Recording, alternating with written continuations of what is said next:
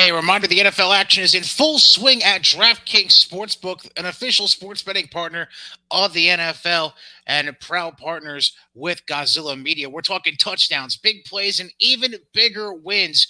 New customers, you can bet just $5 on any NFL team to win and get $200 in free bets if they do. And if that's not enough, everyone can boost their winnings with DraftKings stepped up same game parlays. Right now, every leg you can boost your winnings up to 100% with payouts bigger than ever. Why would you bet on football anywhere else? I don't know. To make things even sweeter, you can throw down on stepped up same game parlays once per game day all season long. Download the DraftKings Sportsbook app now and use promo code 518 to get $200 in free bets if your team wins when you place a $5 bet on any football game. That's code 518 only at DraftKings Sportsbook, an official sports betting partner of the NFL and partners with Godzilla Media. Minimum age and eligibility restrictions apply. And that being said, welcome to episode 67 of White Heat, presented by Godzilla Media, sponsored by our friends over at DraftKings Sportsbook, Johnstone Supply in Troy, and Mohawk Honda in Scotia Glenville. Mr. Alexander, how are you this fine afternoon? I'm alive. It feels a little bit more like fall today. Yeah. With a nice breeze outside. I enjoyed it as I was picking up my niece from school earlier. So I mean, it's still 80 here.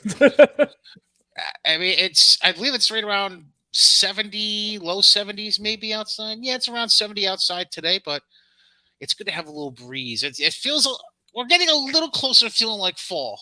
Very, very slowly, but we're getting there. That being said, before I go any further, the Face of Horror thing, you moved on to the next round in. Voting still going for this current round, or? Mm-hmm. Yeah, voting's still going. And it's hard because Shotzi Blackheart done fucked it up for all of us. Why? She in the contest? She entered it. Oh, that's fucking nice. Like, bitch, you're on TV. Right. You can be in any indie horror film you want. Just ask. Yeah, that's a problem. Yeah. Like, you don't need 13 grand. I'm pretty sure you're making a little bit more than that at your current job. Just a tad.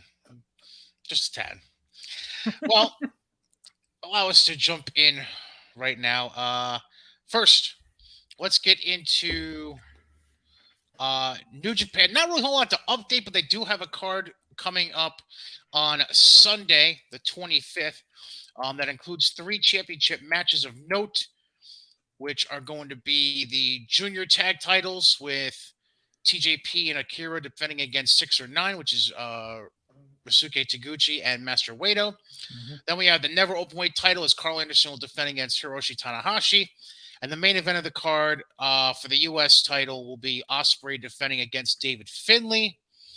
Other notable matches in the undercard. Now, Kushida is out for the event coming up on the 23rd, but I'm not sure if they're taking him off the card for the 25th as well. Because right now they still have him listed as tagging with Tama Tonga against Jay White and Taiji Ishimori, but obviously we'll find out more as time progresses.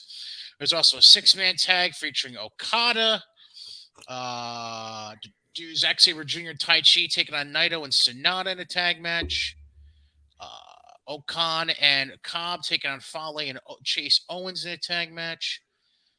And the opening match tonight is going to be Kenta, El Phantasmo, and Hikuleo against Takagi, Takahashi, and Bushi in a 6-man action. So, yeah. Decent card up and down. 3 title matches to end the night, so definitely going to be something to keep an eye on just to see if any of those titles change hands over the weekend. And obviously, if anything does happen, we'll talk about it next week on the show. Yeah. You think there's any chance any of those titles do change hands off chance? Doubtful. I think if any of them change hands, it Tanahashi. might. I don't know. I was going to lean towards the junior tag, but I'd say the second most likely would be Tanahashi and Anderson. The junior tag, I think, is most likely, but I could see Tanahashi winning the 6-man, the never open weight off of Carl Anderson. And then, quick, as far as Impact is concerned, a lot of stuff that was set up for both Impact this coming Thursday as well as Victory Road coming up this Friday, which is a digital only event on Impact Plus. Mm-hmm. Um, Yuya Uemura, his debut was on before the Impact, wasn't even on the actual TV show, but he did end up beating Raj Singh. Mike Bailey retained the X Division title to open the actual TV show over Mascara Dorada. Then Kenny King came out and attacked them at the end of the match. Um, and then D'Amore schedules Mike Bailey to defend the X Division title again at Victory Road this Friday against. Did you see who he's facing? No. Delirious. Jeez. Yeah. But also that night there's going to be the Triple Threat Revolver, which I honestly don't remember. It's apparently a special match. I don't know. It's called Triple Threat Revolver, but there's more than 3 people in the match. In fact, to be exact, there's 8 people in the match. I don't know. The 8 participants in the match are going to be Trey Miguel, Kenny King, Black Taurus, Laredo Kid, Alex Zane, Yuya Uemura, Mia Yim, and Frankie Kazarian. I got nothing for you. I'll try to look it up real quick just to see what that means.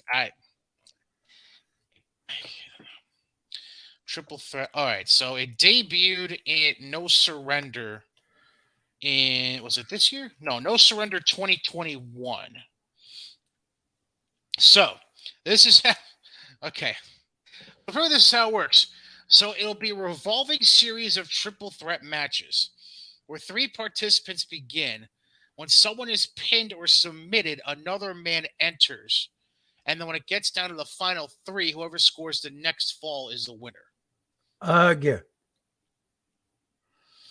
So it's essentially a triple threat gauntlet match. Yeah. Except Except you don't ever get down to 2. It always stays at 3. And then when it gets down to the final 3, the next fall wins. That's... Yeah. I don't know how to feel about that. Yes. Mr. Alexander's frozen. I love that face. That face. Let's see what he says here. Yeah, I know you're frozen, JJ. I know you're frozen. Oh, JJ. You and your computer are so funny. I don't know what to make of it. I feel like at this point, Impact just makes gimmick matches for the sake of making gimmick matches. Like it's at a point where, as now you see just me, JJ will rejoin us in just a moment, hopefully.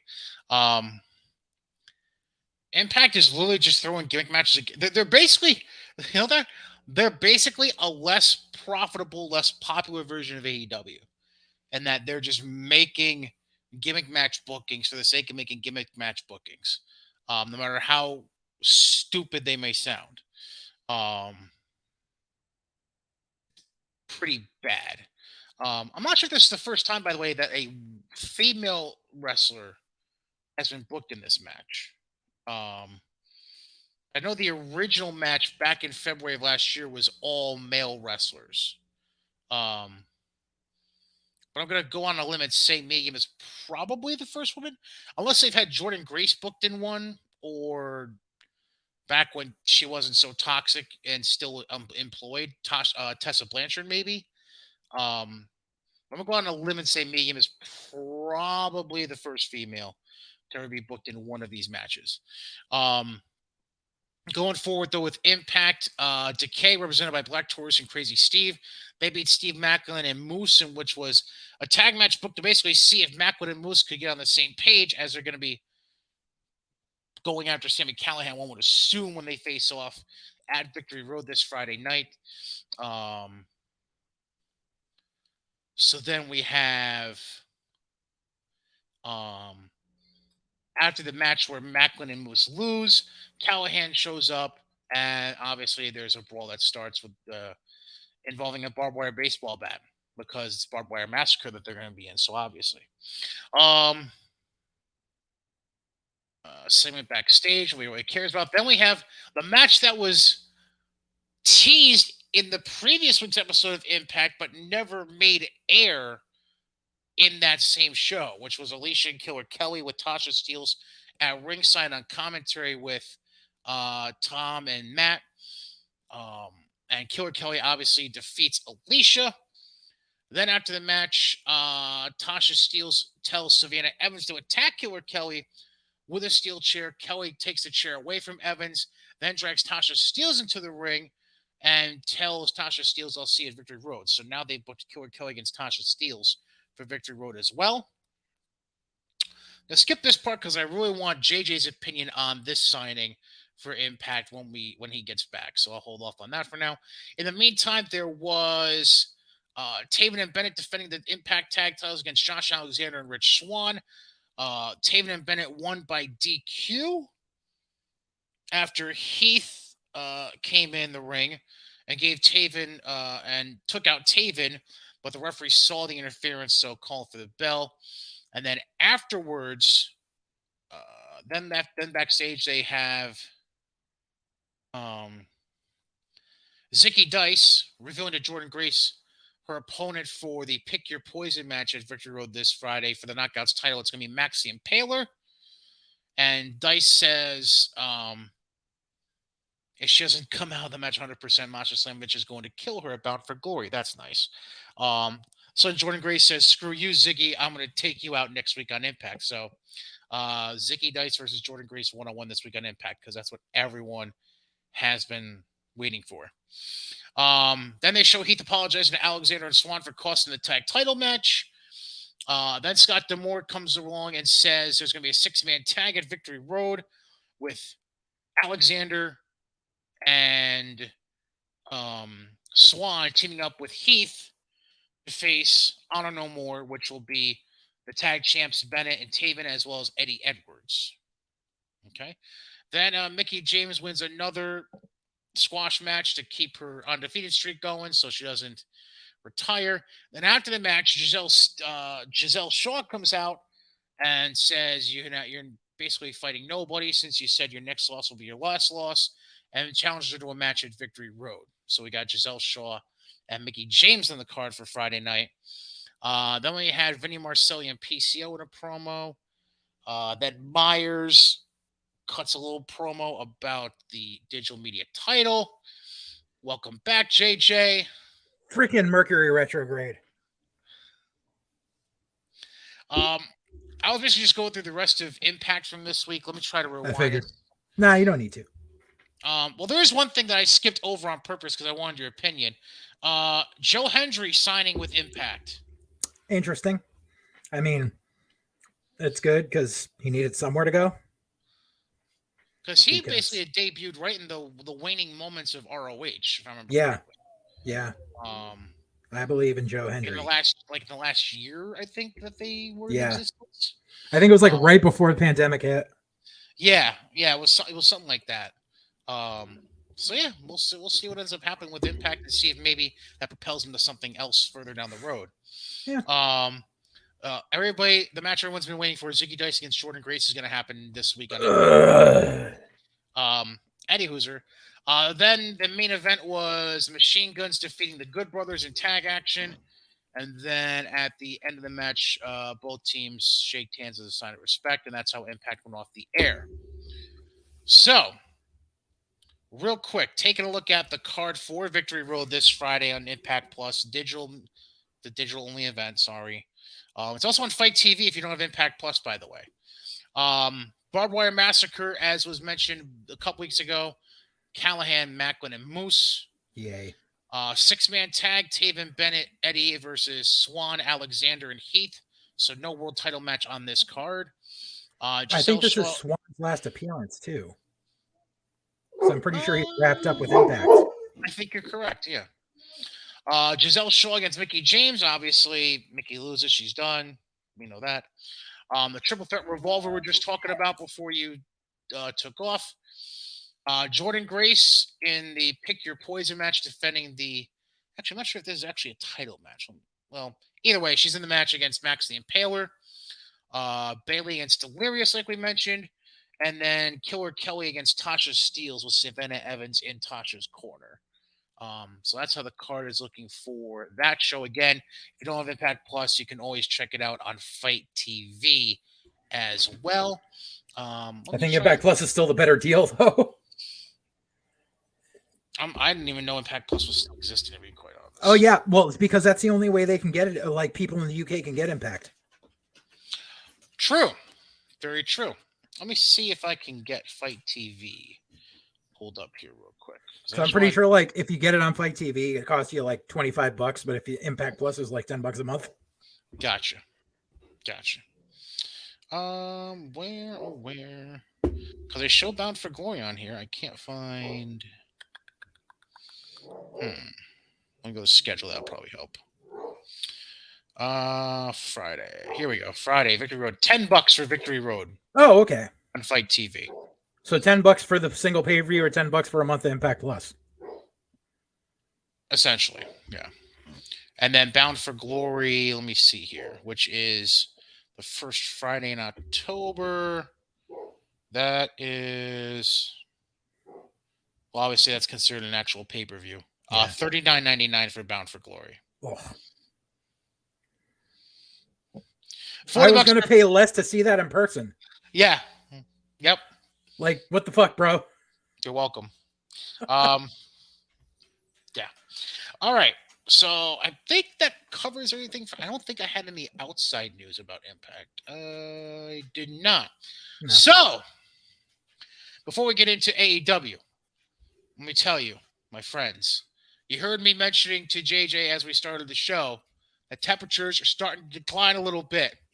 We're slowly but surely getting towards the fall. That's right, which means you need to get to Johnstone Supply and have them check out your heating system and make sure you're not left out in the cold when the temperatures do eventually dip down towards the cooler side of the cooler side of the pillow and eventually into the winter months where you get into the below freezing temps. All the great brands in stock and at great prices. Goodman, Fujitsu, Westinghouse, all there at 2600 6th Avenue in Troy. And if you need help getting a brand new system, not just replacing parts, they'll help you out with that as well. You can talk to George, great guy, has been a guest on Getting There with Goz with our man Tom Goz. Also, you can talk to Kev, James, Bird, any of them. So find out about their great service and products to make sure you are not left out in the cold in the months to come. 518-272-5922, or as I mentioned, visit their hard location, their brick and mortar location, 2600 6th Avenue in Troy, or check out johnstonsupply.com. Now, do you have your notes ready with your torch and pitchfork, Mr. Alexander? Let me pull them up. So, as you're pulling that up, I would like to bring up real quick, because I don't have... I'm going to try to find the article about it. Mm-hmm. And maybe if I search it, I'm going to try to search it on the site I usually use. I want to bring up real quick the mess involving, and of course this is not going to look well. Maybe it will. Involving Warrior Wrestling. They have a show, what was it, coming up this weekend? Here it is. Oh, yeah, that, yes. All right, so here it is. I got it right here. So this came out literally within 24 hours after we recorded episode 66. So apparently Warrior Wrestling, for its 25th show, had booked Lucha Brothers versus the Briscoes, which was apparently a first-time ever matchup. Mm-hmm. Well, apparently after consulting with Ring of Honor and AEW, which might as well just say Tony Khan at that point. Right. They agreed to alter their card where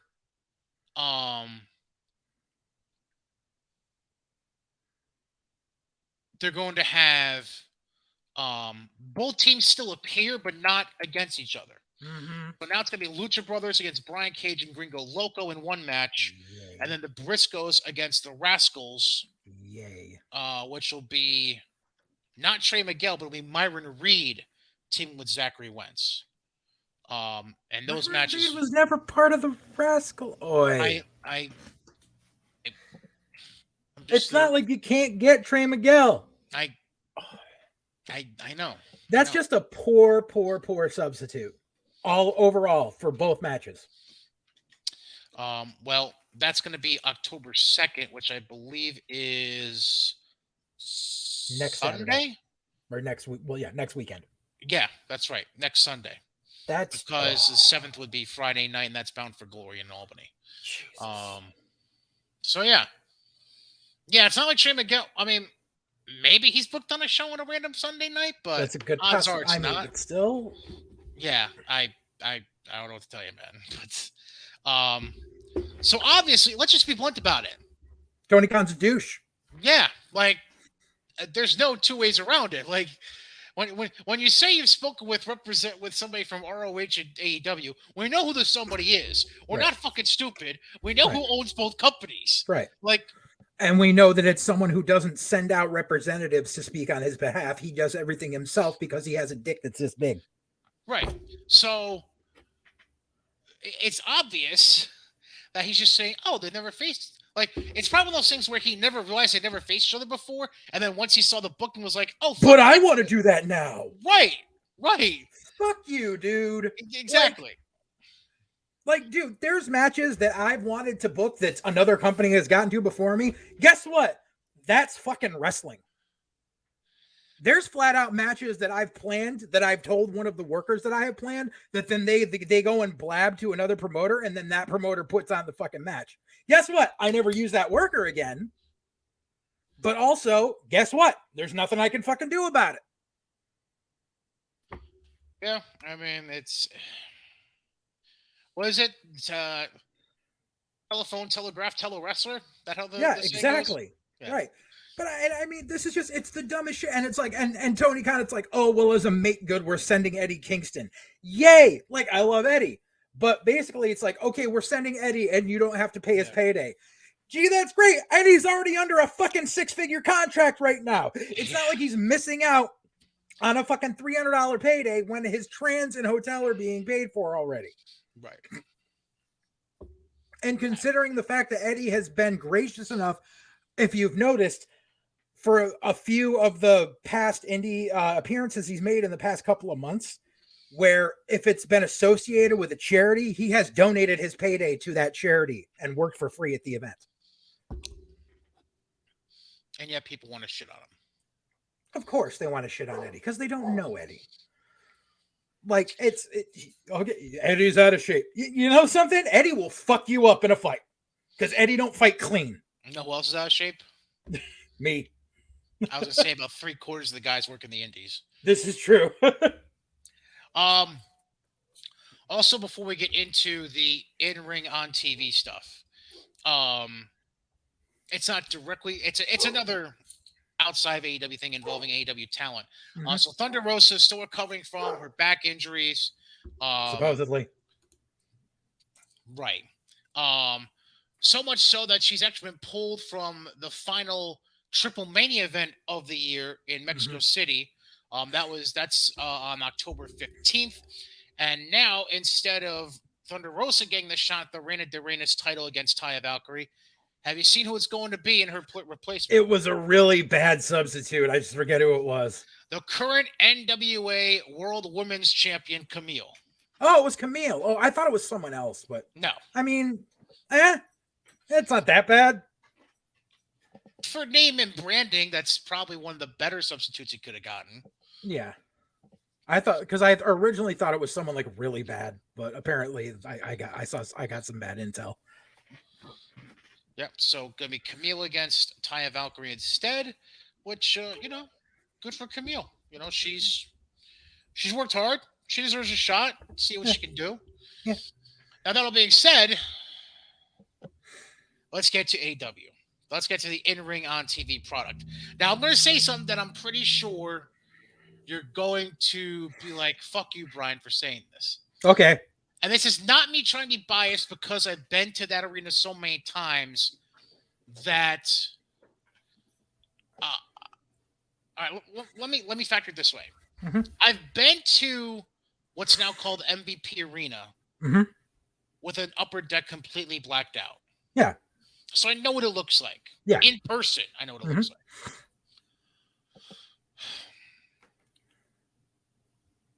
And the crowd that was at the show where I witnessed this was a lot lighter. I know you're probably shocked by this, but it was a lot lighter than the one we witnessed this past Wednesday on Dynamite. Okay. I have to say, based on the look on TV, I didn't completely mind the look of it on TV this week. Okay. Now, it might just be because of the fact that it's a real arena that knows how to cover it up and Yeah. not just leave it barren so you can still see the fucking empty seats. Right. It might have something to do with that. I don't know. But for some reason, the actual presentation of the upper bowl being curtained off didn't look as bad as it has in other venues they've been using. Okay. That's not me Yeah. excusing them for trying to use a 14,000 seat arena when they Right. could use a 5,000 seat arena. But I'm Right. just saying, I felt like the presentation didn't look as bad Right. It's this because time they, as it did yeah, before. it's because they try to push. What happens is they try to push as many people over the hard camera side by offering Correct. them ticket upgrades and all that stuff. And meanwhile, there's still people that sit where they are. Like the picture that I sent you, Right. I love how fucking Basement Goblins got all mad when that was actually sent, because I'm in a group that like where people post stuff like, and it was someone who was there live Mhm.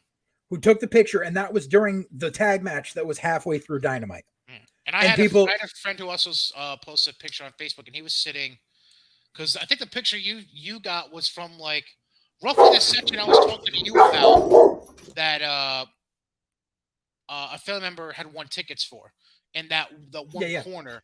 yeah, Um, the friend of mine had tickets basically in the like same side of the arena but opposite corner, uh-huh, so you could still see like the yeah, camera side where the yeah, camera setup was. right, Um, so yeah, obviously some people right. stayed in their seats because they just like fuck you. I just want to stay where I Right. got my But tickets. yeah, but like people got all mad and they're like, that was a picture taken during dark. No, it fucking wasn't. It No, was taken in real time. And these people, they don't want to admit that this place is not filling the arenas that they're booking.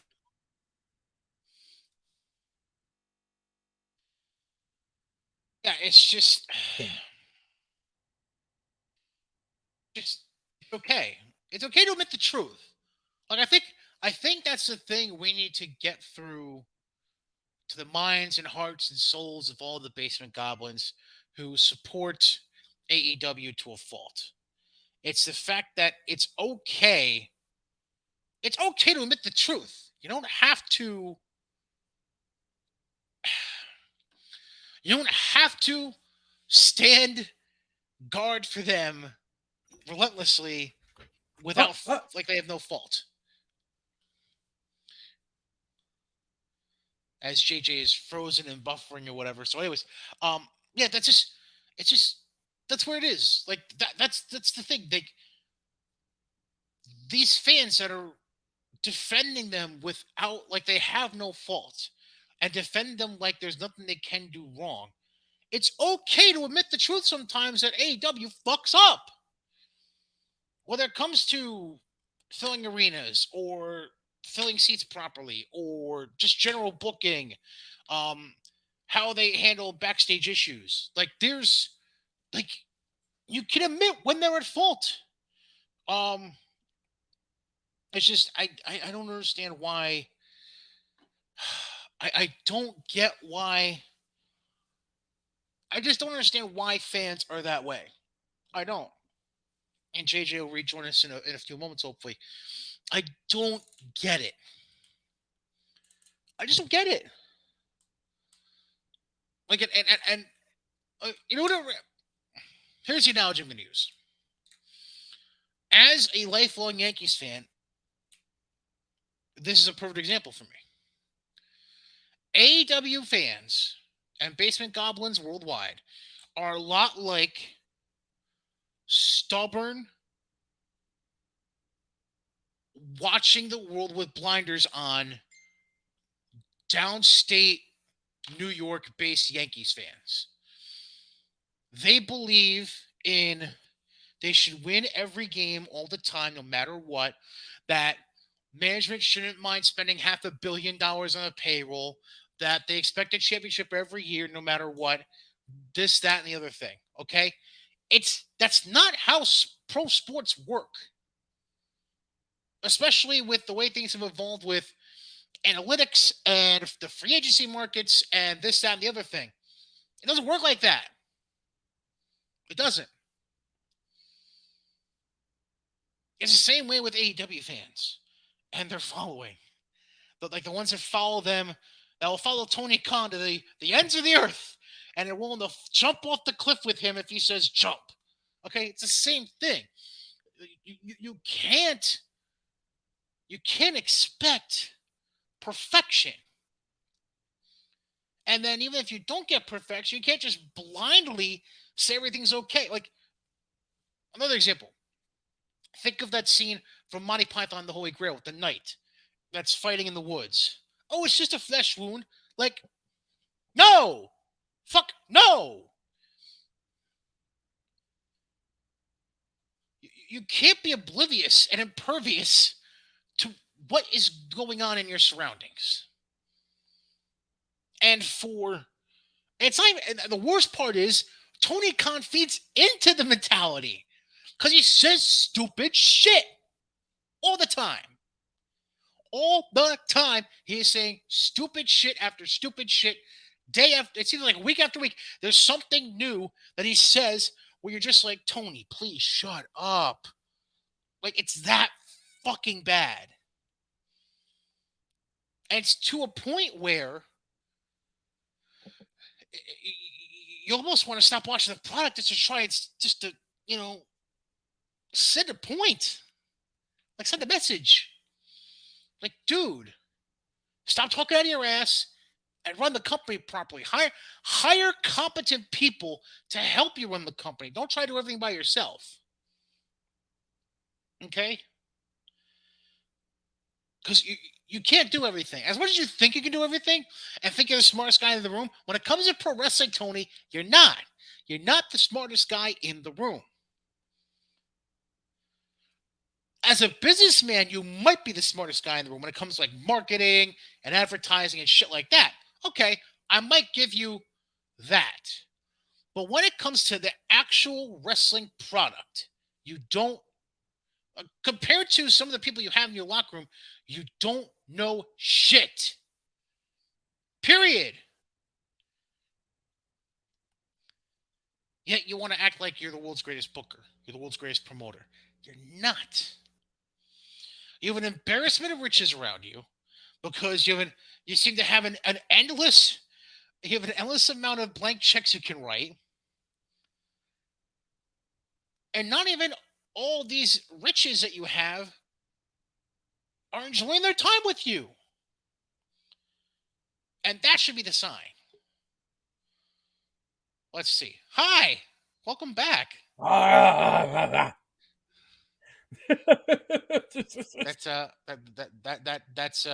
That's JJ4. Fuck the internet. Yeah. It's not even fuck the internet. It's you're trying to do updates. Is that what's going on? No, I'm not trying to do updates. It's just my computer. It's time for me to upgrade my PC, and my PC doesn't want me to upgrade it. So it's fighting with me, along with 6 planets being in retrograde. Like, because I've had this computer for quite a while, because I bought it refurbed, and all I've done over the years is add parts to keep it up to date, and switch out parts. And so I bought this tower at a computer show in January of 2008. So I've had it running quite a while. I guess so. Jeez, dude. Anywhooser. Anyways, so yeah, but yeah, stupid fans don't want to admit.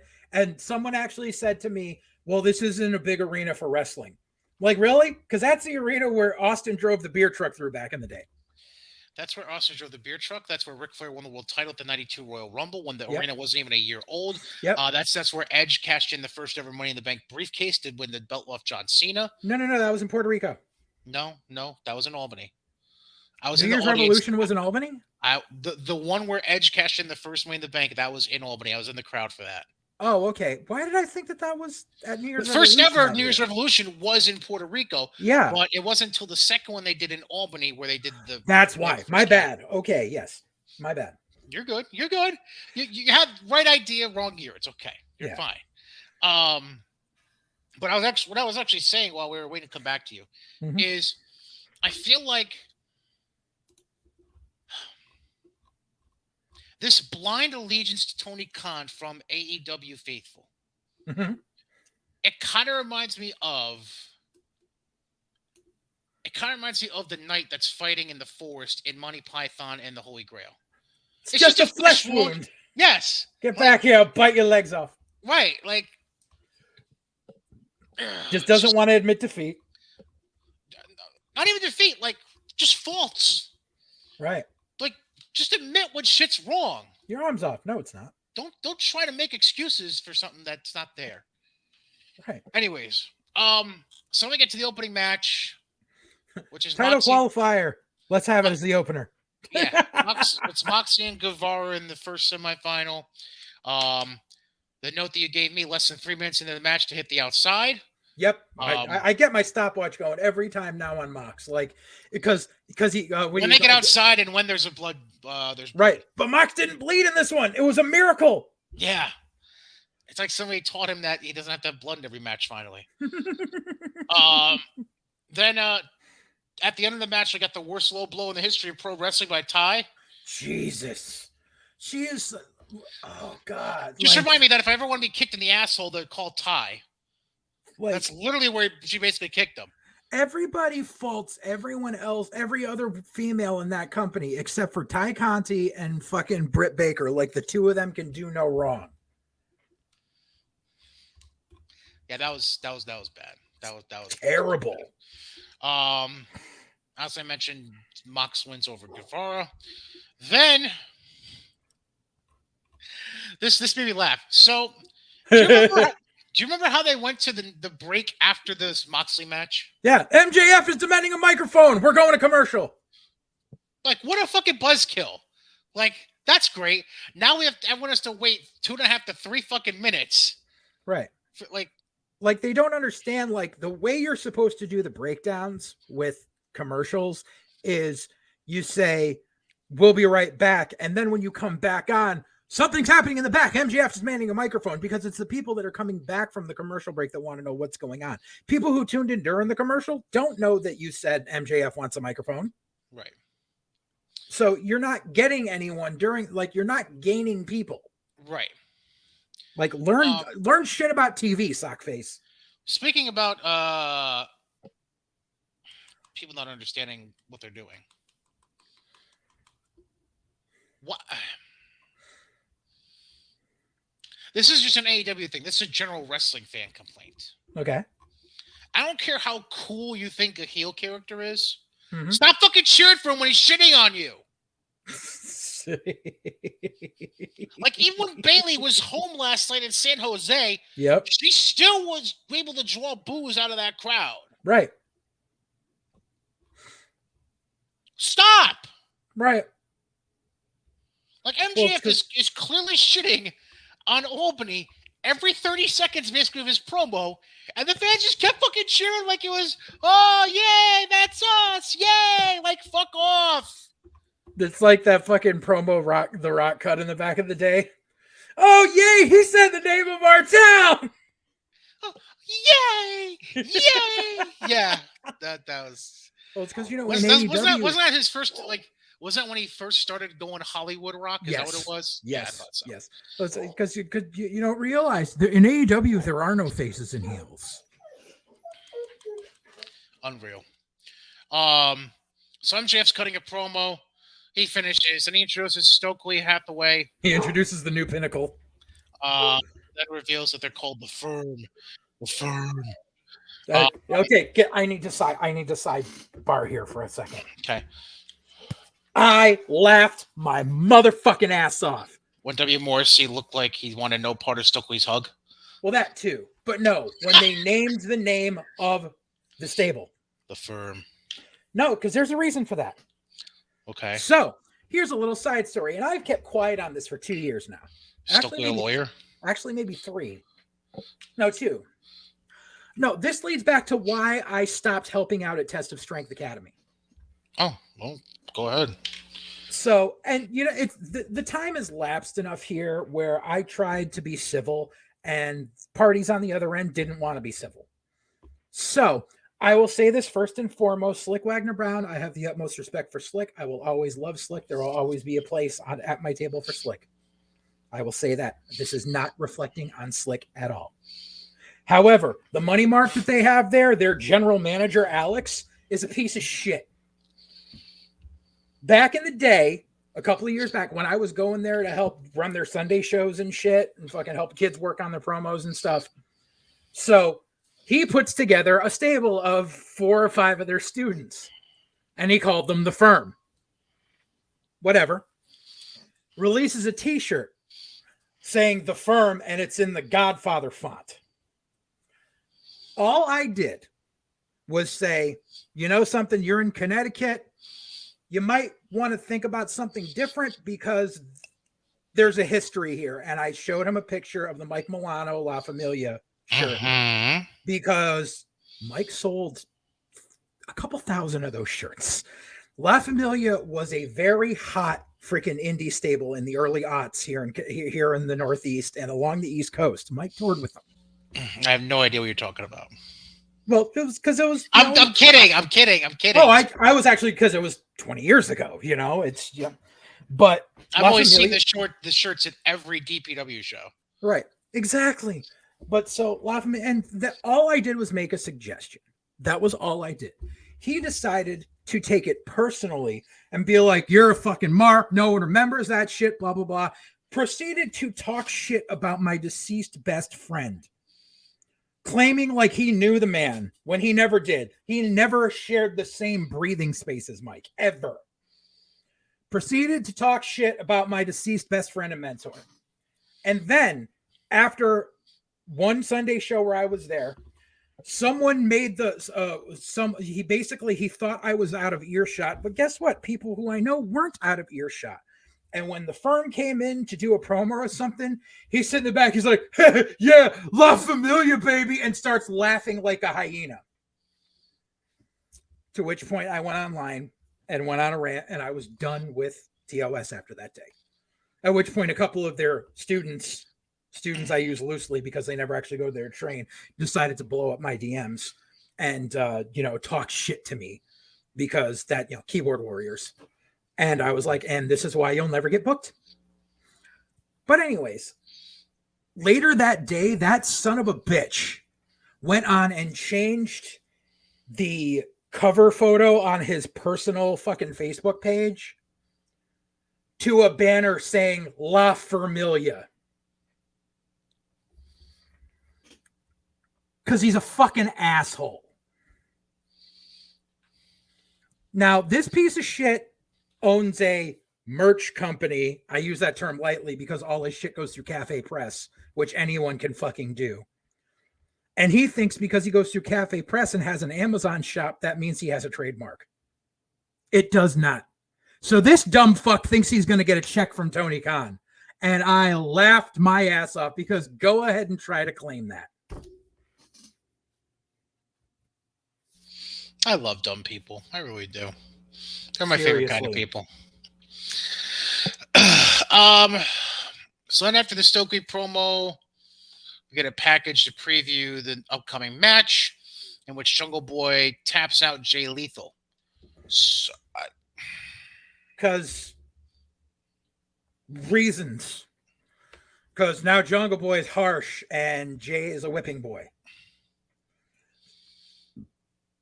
Jay deserves so much better than what he's gotten the last 18 months. Uh-huh. Agreed. Then we get a package with promoting Hook and I Won't Take Any Back Bumps Bronson. Jesus. Like fucking real. The fact that he let people know that. Like, dude, how are you going to fucking let the media know that shit? Why would you gloat about that to begin with? I mean, I'd gloat about it, but I do it after the fact. Like, after the match already happened, if someone be like, "Why you didn't take a bump?" I'd be like, "Yeah, because I had a no bump clause." Right. Like, when it's after the fact, no one cares. When it's before the fucking match happened, now it's like, okay, well, I guess we know where this is going. Like, exactly. So fucking dumb. Then we get a nice special appearance. Oh.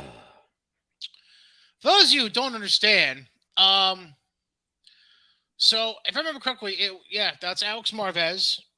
Officer Barbrady. He was trying to interview Luigi Primo, who went basically TikTok famous for the fact that he can kind of sort of wrestle while tossing around a pizza skin. Apparently he's been doing this for a while, but that's the first time someone bothered taking a video of it. Right. Then Ethan Page comes in. What did he do? He super kick him or some shit? I don't know. Yeah, super kick or punch him. It was another backstage interview that ended up in a fucking attack. Right. So Primo was basically about to speak. Page super kicks him. Then Danhausen comes in and basically goes, "What the fuck?" And I don't know.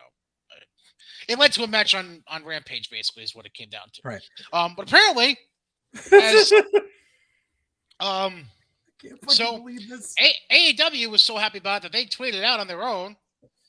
And then you can see in the top right, if you're on the right side, if you're watching the YouTube show, Miro quote tweeted the tweet from AEW on TV's Twitter handle and said, "Quote, you should have left this on the Indies." Yeah. And then under that is a tweet from Andrade where he's replying to Miro's tweet and says, "I should make my entrance with some tacos," with a crying and laughing emoji. And then it has a picture of Batista eating Mexican food in front of Eddie Guerrero, I believe. I think that was from when they like tagged briefly. Yeah. So basically, the long story short, Luigi Primo's apparently signed to AEW. I can't fucking believe this. Like, it's because like when I saw the video, I was like, "Huh, that's an interesting little gimmick. That's a one-trick pony." And I actually almost suggested to Ed Wood, like, you know, something, maybe bring this guy in for an ISW spot, put him in a match against Pasquale, because they have a gimmick that's it's Italian chef on Pasquale, the Italian chef. I'm like, you know, maybe, but then I found out the dude was in Texas, and I was like, you know, he's not worth flying up from Texas because he can flip pizza dough. Right. Fucking Tony Khan apparently figures I'm just gonna sign this guy. Yep. Like, are you fucking kidding me? Because you need another gimmick for AEW Dark and Dark Elevation. I wouldn't be surprised if this motherfucker and Orange Cassidy aren't tag champions by the end of fucking next year. Please no. Then Team No Hands. One's flipping dough while the other one's got him in his pockets. The best and then the moment that made me pop for the night. Then they had a promo package showing Darby doing what I was explaining to JJ last show, which was the jumping tricycles off a huge ramp at Nitro Circus in New York City. Jesus. And I was like, JJ, that's what I was talking about on the show. Fucking stupid. And yeah, just dumb.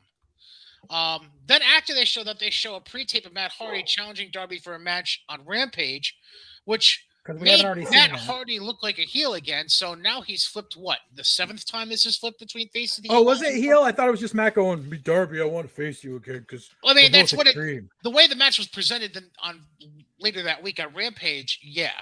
But the way the promo came off, it came off heelish, if you ask me. I don't know. I just saw it as, oh, yeah, we get Matt versus Darby again, because we haven't seen this 3 or 4 times in AEW already. But AEW doesn't do rematches. Right. Then we get Powerhouse Hobbs destroying. I think I got the name right. It was Matt DiMartino, I think. Yeah. Don't quote me. Yeah. Then he cut a horrible in-ring promo.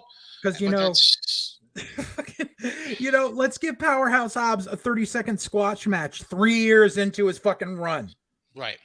Like, this is something you should have been doing when you first flipped him heel back in the day. Right. Then he cuts a horrible in-ring promo, and then Starks comes through the crowd and beats up Hobbs to chase him away. Mm-hmm.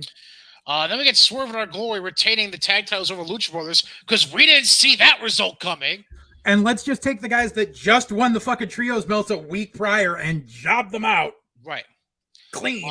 Then after that, the celebration's cut short by the Acclaimed because they're facing Swerve in Our Glory this week for the titles. Mm-hmm. Then we get a Pac backstage interview. What he gets knocked out by Orange Cassidy. Oh, great! Because it makes sense for the babyface to Pearl Harbor the semi-heel in the back to get a title shot this week. Then we got the circus ringmaster dressed Britt Baker and Serena Deeb beating Toni Storm and Athena in tag action. Then there's a pre-tape with Smart Mark and Easton Woods about the ROH TV title match coming up that Friday. There should not be a TV title for a company that does not have a TV show. It has been 7 months. They do not have a dedicated television show, nor a YouTube show. ROH does not exist anymore. That might change soon if I have my... I have an idea. It'll come up. It'll come up after this. I'll bring it up. I'll bring up as to how it could happen. Then our it seems like our weekly fuck Judas moment. For the intros to the main event, as Danielson eventually beats Jericho, setting up an all Blackpool Combat Club main event this week for the AEW World Title vacancy. Yes, I know you called it. You don't have to fucking say it. I get it. Thank you. Oh, I wasn't going to. I was just going to say, like, once again, here's Tony Khan dividing the audience by having babyface versus babyface, stablemate versus stablemate. It just, and it doesn't matter because he already called his shot that Moxley's going to win it because he already fucking foreshadowed Moxley versus MJF. Not to mention the fact that, are you frozen? No. Okay, sorry. I thought I froze again. Not to mention the fact that, as of a few days ago, there were still over 3,000 tickets available for Arthur Ashe on the regular ticket seller site, not counting resellers. But they're promoting $1 million in sales, bro. Yeah, it's going to be our first over $1 million gate. No. You see, it doesn't count as $1 million gate when your front row seats that went on pre-sale for like $400 a piece were bought by fucking StubHub resellers, yeah, who are going to sell them off at almost nothing. Oh, yeah. And can I just want to get back to it because the same thing as last year. Why the fuck is a show at a tennis stadium called Grand Slam? Because the tennis stadium they're using as part of the tennis Grand Slam every year. Is that why? Yeah, that's where the U.S. Open is held. Oh, okay. The U.S. Open is held every year the 2 weeks leading up to Labor Day weekend. Actually, no, it's the week before and the week after now that I think about it. Okay. So they literally just finished up a couple weeks ago. But yeah, that's why it's called Grand Slam. Yeah. And I really want to find the videos I found last year because everyone was like, blah, blah, blah, sold out when remember because it was last year during the Rampage tapings that Homicide came out and helped out Eddie Kingston. And it was taken by people who were there and there were just empty sections. Mm-hmm. But people want to keep claiming this fucking thing is sold out. And guess what? Now that it's the second year that this has happened in Flushing, Queens, everyone locally knows that. Remember what I said last year about running shows in Queens? Parking? Yes, parking is expensive as fuck, and don't be surprised if you come out at 1 a.m. and your car is up on blocks. Right. Last year, it was kind of by surprise. This year, they know it's coming. Mm-hmm. Yeah. There's some people going to make some money. We shall see. Can I throw out a random idea for the sake of ideas? Sure. Could we get a Swerve Bro moment this week? As far as? Do you know how they've been jerking us around with this whole Jericho, Daniel Garcia, Bryan Danielson shit? Uh-huh. Is there any chance Tony Khan could just be like, it's a swerve, bro? And Danielson joins JAS? Oh, no. No, because what's going to happen is Garcia is going to join Blackpool and Yuta is going to join JAS. That's the other thought I had, yeah. Because Yuta's going to cost Claudio the fucking ROH title. Interesting. We'll look at that card, by the way, in a few moments. As far as Rampage, I'm assuming you didn't watch it. Fuck no. All right, let me run through it. Darby beat Matt Hardy. Shocker. Then after Darby left the ring and already went through the tunnel, uh, Brody and Julia Hart came out in a blackout and attacked Matt Hardy and challenged Darby and Sting to a no DQ tag match this coming week at Ash, which For obviously Rampage, not for Grand which Slam. obviously Darby and Sting accepted. Mm-hmm. So it's gonna be Darby and Sting against Brody and Buddy Against the House of Black. House Because of it's Black. still the House of Black. Right.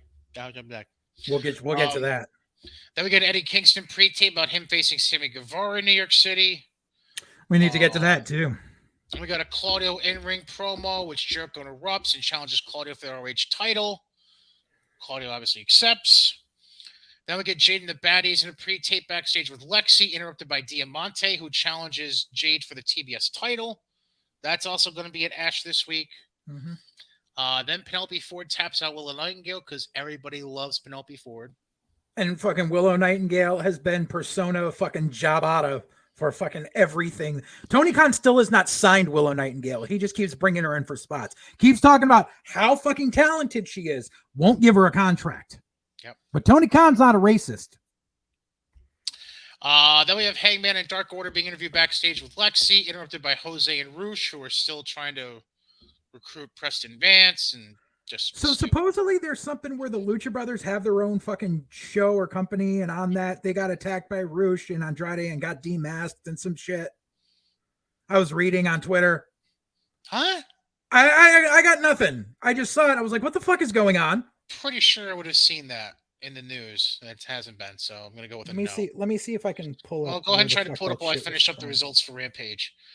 Take a wild guess who won the Ethan Page Danhausen match. Ethan Page. And want to guess how long it took? I'm guessing a minute. Probably in that ballpark. I'd lean more towards 90 seconds. Jesus. Then we get a Ricky Starks pre-tape about Hobbs for their match at NYC. And then we end the night with Samoa Joe retaining the Ring of Honor TV title over Josh Woods.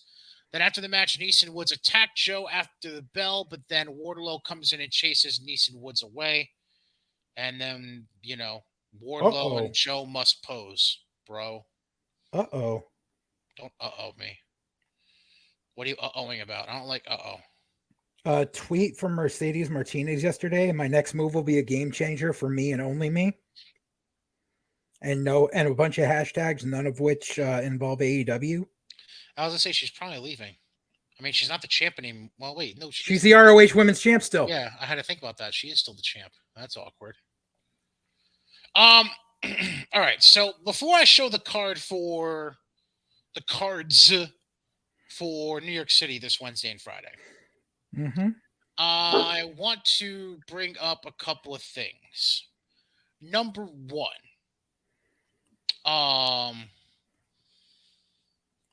the firm date, by the way, for Full Gear is November 19th for anyone who's keeping count for when MJF becomes the world champion.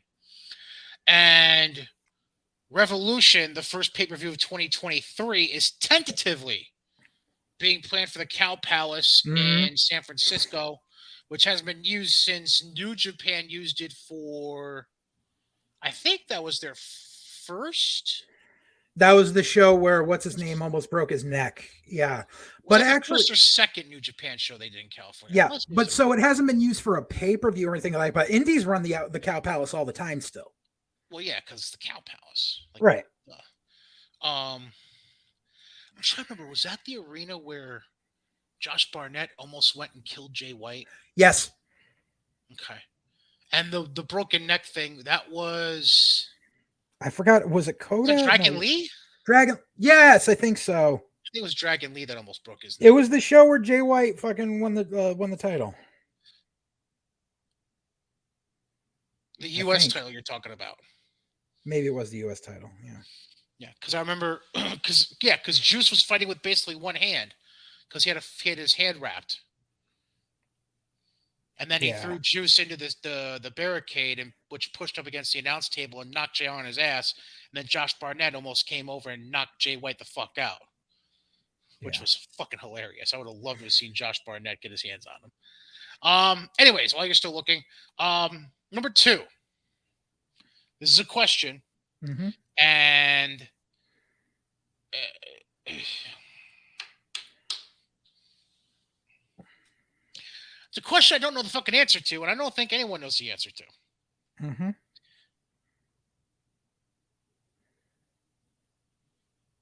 Will there ever be a true homegrown AEW World Champion, and if so, when? And I mean, don't give me MJF. That does not count. you don't count MJF. So then no. He was already on the brink of breaking out as a star before he ever got to AEW. I mean, yeah, he was Because he he was was on doing the his right. stuff in MLW. He was Yeah, he on was the on the rise rise. in MLW. Yeah. So then I don't see it, no. Because I mean, who do they really have that's quote unquote homegrown? Because Jungle Boy, what? Jungle Boy was working before fucking Jungle Boy was in Darby. PWG. Darby was working in Evolve. I'm just trying to throw out random names. They really don't have any homegrown people because they openly admit that they don't fucking homegrow anyone. I'm trying to think at this point. Whatever that post was, it's gone. So I guess that's Who else would even be considered? like you'd be looking at like Anthony Agogo. Who was openly pissed about Fucking Luigi Primo. Luigi Primo. That was pretty funny too. Yeah, because you really like you have a handful of factory people. You've got Agogo, you've got Satnam Singh. Ricky Starks? No, Ricky was doing NWA way prior to fucking. Oh, right. I forgot about that. Yeah. Fuck. They don't have anyone. You obviously can't count Eddie. Right. Sammy Guevara? No, Sammy was working fucking PWG and shit before. Everyone that started in AEW came from somewhere else. There was no one right for you know what? Hook. No. Wait, I know. I'm just saying. You're looking for homegrown people. You got Hook. Yeah, I know. You got Zippy the Giant Pinhead. You got a Go-Go. That's about all you got. And then everybody that runs around with QT Marshall. Not even. Camarado was in NXT. True. Yeah. And I think Aaron Solo was too for a while. You know what? You're right. As I forgot to silence my phone. Thanks for the reminder, ESPN. All right. A couple other things. You're going to bring up Samuel Guevara? I mean, go ahead. Sure. Oh, you haven't seen? Everything on his Twitter has been switched to black. Supposedly, he's making a quote-unquote big announcement today.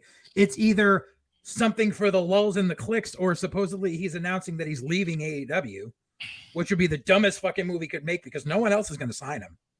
He's a PR nightmare. Is he? Yes. Is you think he Trips is ever going to give? You think Trips is ever going to give him the time of day after that rape Sasha Banks comment?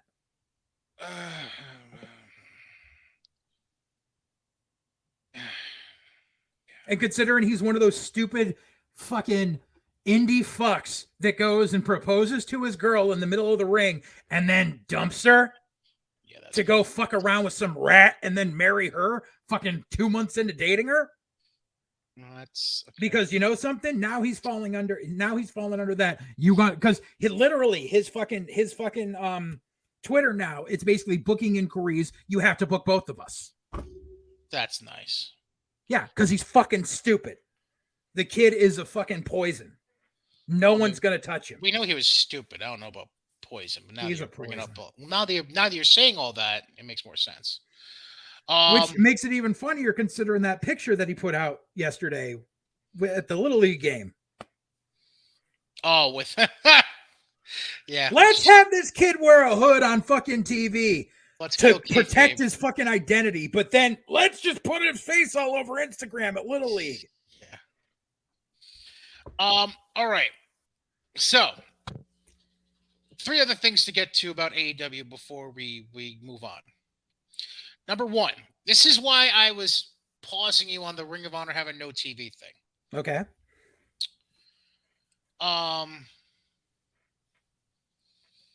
Barring a renegotiation settlement between the two parties, all WWE content is being pulled from Hulu this Saturday. That's right. All next day content. Yeah. So let's go on the long shot that nothing has worked out between them. Okay.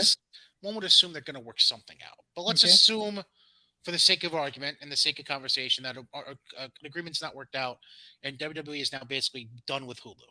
Yeah. Is that an avenue that you would think Tony Khan would want to look at? Nope. Not at all. Nope, because he's going to want live TV. He's not going to want on-demand TV. And also the fact that because he's been having ROH title matches on Dynamite and Rampage, then Warner Discovery technically has an intellectual property argument because they're the ones paying for that programming. Rampage isn't live, though. But it's still on Warner Discovery Networks, and Rampage is going live. Oh, one time every year they go live. No, they're going. Remember, dude. Remember that. In the upcoming 2 months. Yeah, it doesn't matter. The fact that even if they go live once a year, it's still aired on the Turner networks. So therefore, they still have an argument about intellectual property because they're the ones footing the bill for it. So they very well could go, no, you don't, like, because as I'm almost positive, you don't see any Warner Discovery television shows on Hulu. Well, you're right, but you see them on HBO Max. Well, that leads us to another thing. Mm-hmm. We're not done with merging, apparently. Because Warner Brothers Discovery is apparently working on a merger for 2024. It's a possibility. But the fact that this has come from like stock speculators and not like dirt sheets, that's there's some clout to it. And the merger would be with NBC Universal. Well, that's the thing, is they're calling it a merger. It's going to be a buyout. Now, here's the thing. Remind me again, who's in bed with NBC Universal? That would be World Wrestling Entertainment. Yeah. And how are they in bed with NBC Universal? Well, let's see. Their contract with them lasts at least another 8 years. But what specifically are we referring to? Two specific avenues are what I'm referring to here. Peacock. And? The Viacom networks that they air on, USA. There you go. That's what I was looking for, is number 2. Yes. So their longest running episodic television show in history, and all their premium live events and streaming content. Yikes.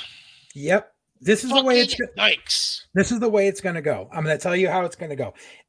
This is like I said, this is the way the world ends. So basically, with as much clout as there is to it, we're looking at a NBC Universal buyout of Warner Discovery, because Warner Discovery is hemorrhaging money, which is why they've been cutting corners left, right, and in between on everything they can. AEW's contract comes up for renegotiation at the end of this year, beginning of next year, for going forward. Warner Discovery, as I said numerous times, is going to lowball Tony Khan. He's not going to get that. He's not going to get that $40 million he got before. No, he's not, because they're going to look at what they paid him versus what ad revenue is brought in, and he's going to be like, "Well, I'm your number 2 show," and blah blah. And they're going to be like, "And we get more people watching reruns of The Big Bang Theory than we do watching your show, and Big Bang Theory is the lead into your show, and you can't keep those viewers." Well, so you are not worth it to us when we can easily pay for another syndicated contract to put in your spot for pennies on the dollar and get more ad revenue space out of it. So they're going to offer him a lowball. Tony Khan is going to swing around his micro dick and go, "I can get a better deal somewhere else." And then they're going to go, "Fine, bye." And then, you know what Tony Khan's going to have to do? He's going to have to start kissing Paramount's ass real fucking quick, because there's only 2 avenues you got left, buddy. Is Paramount and AMC. And AMC ain't going to do nothing with fucking wrestling. Everywhere else is covered. Fucking Vice, nope. Vice is a Fox thing, and Fox is in bed with WWE. Fucking, you're not going to get deals anywhere. This is your last ditch effort. And if you do take the lowball offer because you have to, you think somehow you're going to miraculously turn this whole shit around and you're going to start getting more viewers than Vince, guess what? You've got a year to do that, because come 2024, boom, Peacock buys that shit out and they go, we have a grandfathered in wrestling company. We don't need to. So you're done. Your contract is nullified. By the way, that's your television contract. All your talent contracts of all these people you signed 5-year deals to, you still have to honor all those contracts. Bye-bye, suck a dick, have a nice day. There is one last option I'd like to throw out there. Okay. Not that they're necessarily interested in a live television product, because the product they currently have is pre-recorded for syndication. Mm-hmm. You should know where I'm going with this. What Impact? Keep going. Access America? Yes. I don't even think Access would do it because they already have Impact and New Japan. And what would Paramount be? Spike? Well, Spike doesn't what exist was anymore. Spike TV? It's the Paramount Network now. Right. But still, Paramount would be the Paramount Network and getting aired on Paramount Plus, and as far as reruns go, to have streaming. Who else isn't part of the Paramount family? That wouldn't be the worst idea in the world. Right. But even so, that's like I said, like Paramount's the only other big studio left remaining that has avenues that they could go to. It's either Paramount or AMC. Like you go run through the gamut. Everywhere else is owned by either fucking Fox or fucking NBC Universal or Disney. So Paramount Plus. Oh. What? Really? What? So Paramount Plus includes CBS, CBS, that's Comedy Central, Nickelodeon, MTV. Mm-hmm. So, like I said, like I was forgetting I forgot that MTV and Comedy Central are part of those. So it's like technically you could go on MTV. Ooh, the new Rock and Wrestling Connection 35 years later. New Wrestling Society X, baby. Love it. Fucking love it. Okay, so one other thing I want to bring up about AEW that I'm not even sure you saw because it just came out today. Okay. I'm pretty sure it came out today. Let me check real quick. Yeah. Came out this morning, actually. Mm-hmm. So,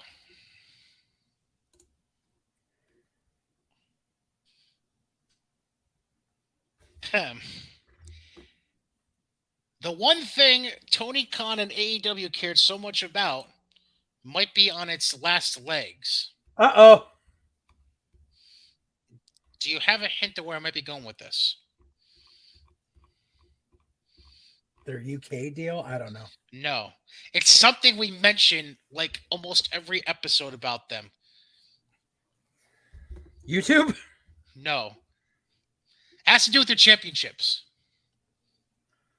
The TNT title, the TBS title? What? Another name for list.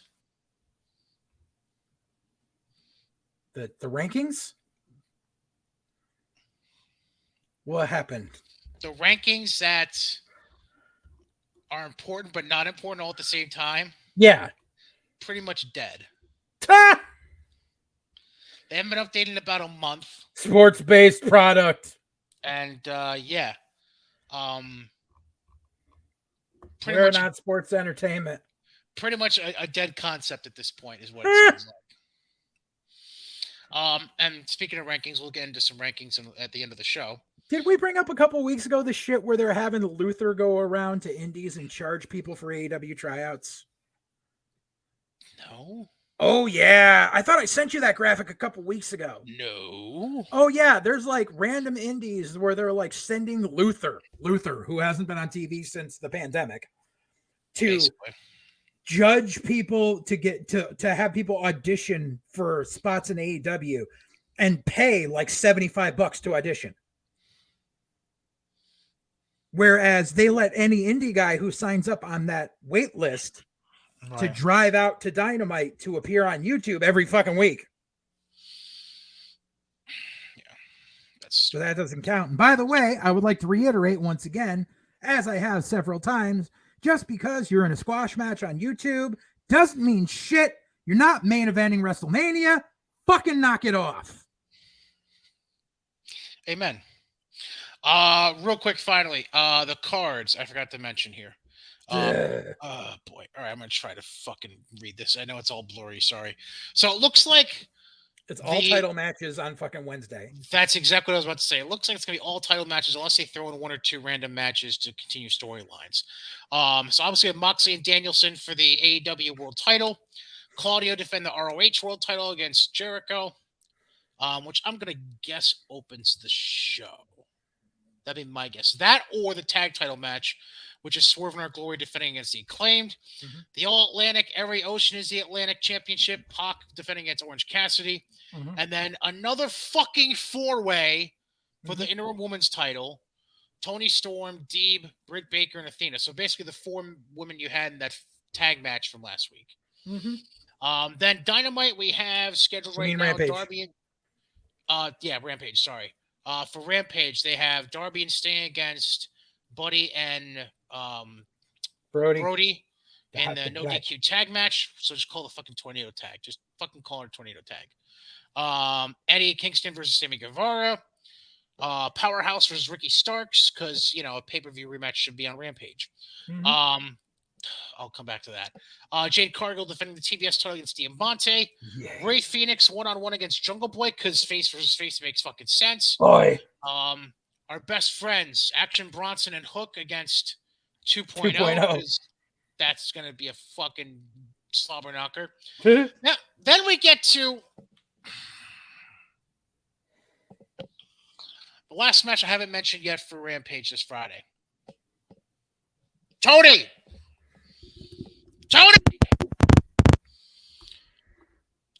You don't have to crown number one contender for your world title the fucking Battle Royal every month. Yeah, he does. Especially, it's funny how I'm going to name a number one contender when I already have a number one contender. He's holding his big ass casino chip, which you know what that means? He's calling his shot where MJF is going to come cash in the casino chip on whoever wins the title. You know what would be even funnier, honestly? What's that? They just start booking a bunch of ridiculous AEW World Title matches, and MJF causes the match to be thrown out every single fucking time until he gets his title shot. That would be fucking creative. Right. But no, we're gonna do this bullshit. Yeah. Oh, have we we haven't mentioned about? I said we go back to about the House of Black. Oh. And how Tony Khan is a petty cunt who trademarked the term House of Black, so that way fucking Tommy End can't use that anywhere else, like if he goes back to WWE. And also the fact that Tommy End broke his silence and basically said, AEW was not supposed to talk about my release at all, and I distrust everyone there now. And basically, in not so many words, says, I'm never fucking going back there because I wasn't happy the entire year I was there. Which we already know. Right. Which, funny story number 2, I thought it was hilarious how around this time last year, I was going over to Shell's house to watch American Horror Story, because that's what we do every year when it starts. Because she doesn't want to, she likes to watch it, but doesn't want to watch it alone. So me and the wife go over and watch it with her. Is this the Cody Malachi thing? Yeah, exactly. And it was the Cody Malachi Black match where Arn did the fucking fall off the apron. Mm-hmm. And I walked in and I was just kind of chilling. And I was just like, oh, time for Malachi to get buried. And then he won. And she's like, oh, yeah, they're burying the hell out of him. And I'm like, what? Just because it didn't happen tonight doesn't mean it's not going to happen. Sure enough, what happens? Cody won that feud at the end. And then Malachi Black did nothing for the next year. Basically. He jobbed to everyone. Everyone. All right, before we move on to WWE related products. Weird. Gotta tell you about our friends over at Mohawk Honda. Fall is in the air. Can't you feel it? Oh yeah, fall is in the air. Leaves are kind of sort of starting to change colors. Everybody's got pumpkin spice this, crisp apple that, all that bullshit. But yeah, we know fall's coming. Yay, thanks for helping us out. But there is one constant. Unlike the seasons changing, the one constant you can get any time of year during any season is a quality buying experience over at Mohawk Honda in Scotia Glenville, where you are greeted with a smile and treated with respect. so they can find out what will work your budget and your lifestyle anytime you walk onto their lot. The new vehicle inventory is ramping up as well with pilots, passports, and ridgelines coming in 2023's rolling on in. But also remember, it's also the best time ever to sell your vehicle as they continue to buy cars and in some cases selling it. You'll be able to sell it more than you paid for it, which is just another advantage of being with the number one volume dealer in the capital region. Greg Johnson, the general manager, and his team of sales consultants, always available to help you in the buying process. Much like my wife and I, we're considering trading in our two vehicles to get a newer one with less mileage, better safety features, all that stuff. And they got big news as Scott Moynihan has returned to the Mohawk Honda family, bringing his 30-plus years of automotive experience with him.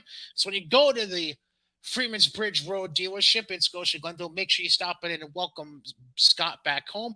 And you can go there this Thursday, 4 p.m., getting there with Gaz and Levac. They're going to be there live at 4 p.m. this Thursday. Jeff and Tom, say hi to them. Tell them White Heat is not a racist show name, and tell them to shut the hell up. Yes, the season's changed for Mohawk Honda and Freeman's Bridge Road in Scotia. They always go out of their way to please you. That all being said, let's move on. Let's go in chronological order. What are you laughing at? The White We're Heat not thing? racist. Yeah, I know. It's because the first question always from Levac is, why is it got to be White Heat? Why is it got to be White Heat? Jerk off. Because he doesn't understand the term. What are you drinking, by the way? It's a probiotic drink. It's got the cultures in it. You know, it's like you press the thing down and the powder goes in and you shake it up, Motessin. Yummy. Listen, I'm on some heavy antibiotics, so I need this shit to keep my stomach okay. Yeah, I kind of figured that's what it was for. All right, let's go chronological order. Let's start with NXT from last Tuesday. So Pretty Deadly retains the tag titles over the Creeds in the steel cage thanks to Damon Kemp handcuffing Julius to the cage. Thank you. First fight 2-on-1. Then we have Wesley announces the challenger for Mello later. Obviously that changes. We'll get to that. Mm-hmm. Then we get a montage of memories. Who cares? Fallon Henley beats Lash Legend. What a fucking shock. No one. Why was it not a shock? You knew who was winning before the bell even rang because Fallon Henley came in the ring with a fucking Connor's Cure kid. Mm-hmm. You ain't going to have the cancer kid come and watch him do the job. Thank you. Then we got Feroz Leon. Maybe in the black and gold, but not in the tie-dye NXT. Right. Feroz Leon and Sanga backstage. Leon was talking about how she had a torn knee ligament. They get interrupted by Stone and Wagner. Gee, it's kind of like maybe you shouldn't have thrown these people out there on TV when they weren't fucking ready. Well, I think that was a live event injury. I don't think that was a TV injury. But I mean, still, like they pushed them way too fucking quick. They weren't ready to be performing yet. Fair. So that basically sets up Sanga against Wagner for this coming week on NXT, by the way. Which has already been taped. Correct. Then we get Henley, Briggs, and Jensen backstage. And Jensen's head over heels for Mandy Rose, apparently, because they're interacting with Toxic Attraction. Sure, cool. Wasn't he head over heels on another chick before? It was either Kaden Carter or Katana. I can't remember who. Oh no, it was one of them, and then it was over Carmen Sandiego. Like that's his whole thing is he's the virgin that keeps freaking drooling over everyone in NXT. No, it wasn't her. No, you're thinking of the now Maxine Dupree. It was her. Oh, okay. Because he had a match with Wagner, and that's what led to him being crushed, his hand crushed, and the whole thing. But I swear he had. I swear like they had like. If he did, it was like a one-off thing, and it was a one-off. It was where he admitted that he was still a virgin. Oh, yeah, that's right. Okay. Then Toxic Attraction comes in, cuts in the ring promo. Alba Fire interrupts, takes all three out thanks to her ball bat. Sure, whatever. Wendy Chu backstage interview gets interrupted by Lash Legend. Yay. I don't know why. So Quincy Elliott debuts and squashes Sean Gallagher. I don't know what it is. Maybe I just need time to let it grow on me. I don't know. I'm not. Yeah. Like, so before it leaves Hulu, do you have Hulu? Yeah. Go back and watch the episodes of Level Up that are on Hulu. Because Mhm. Quincy did a few matches on there. You get a better feel for the character on there because that's where Quincy started. Okay. And I think it might help you. Okay. Maybe she needs some more background before I get Yeah. too I mean, judgmental about it's the character. it's basically the gimmick that Little Atari was doing on the indies.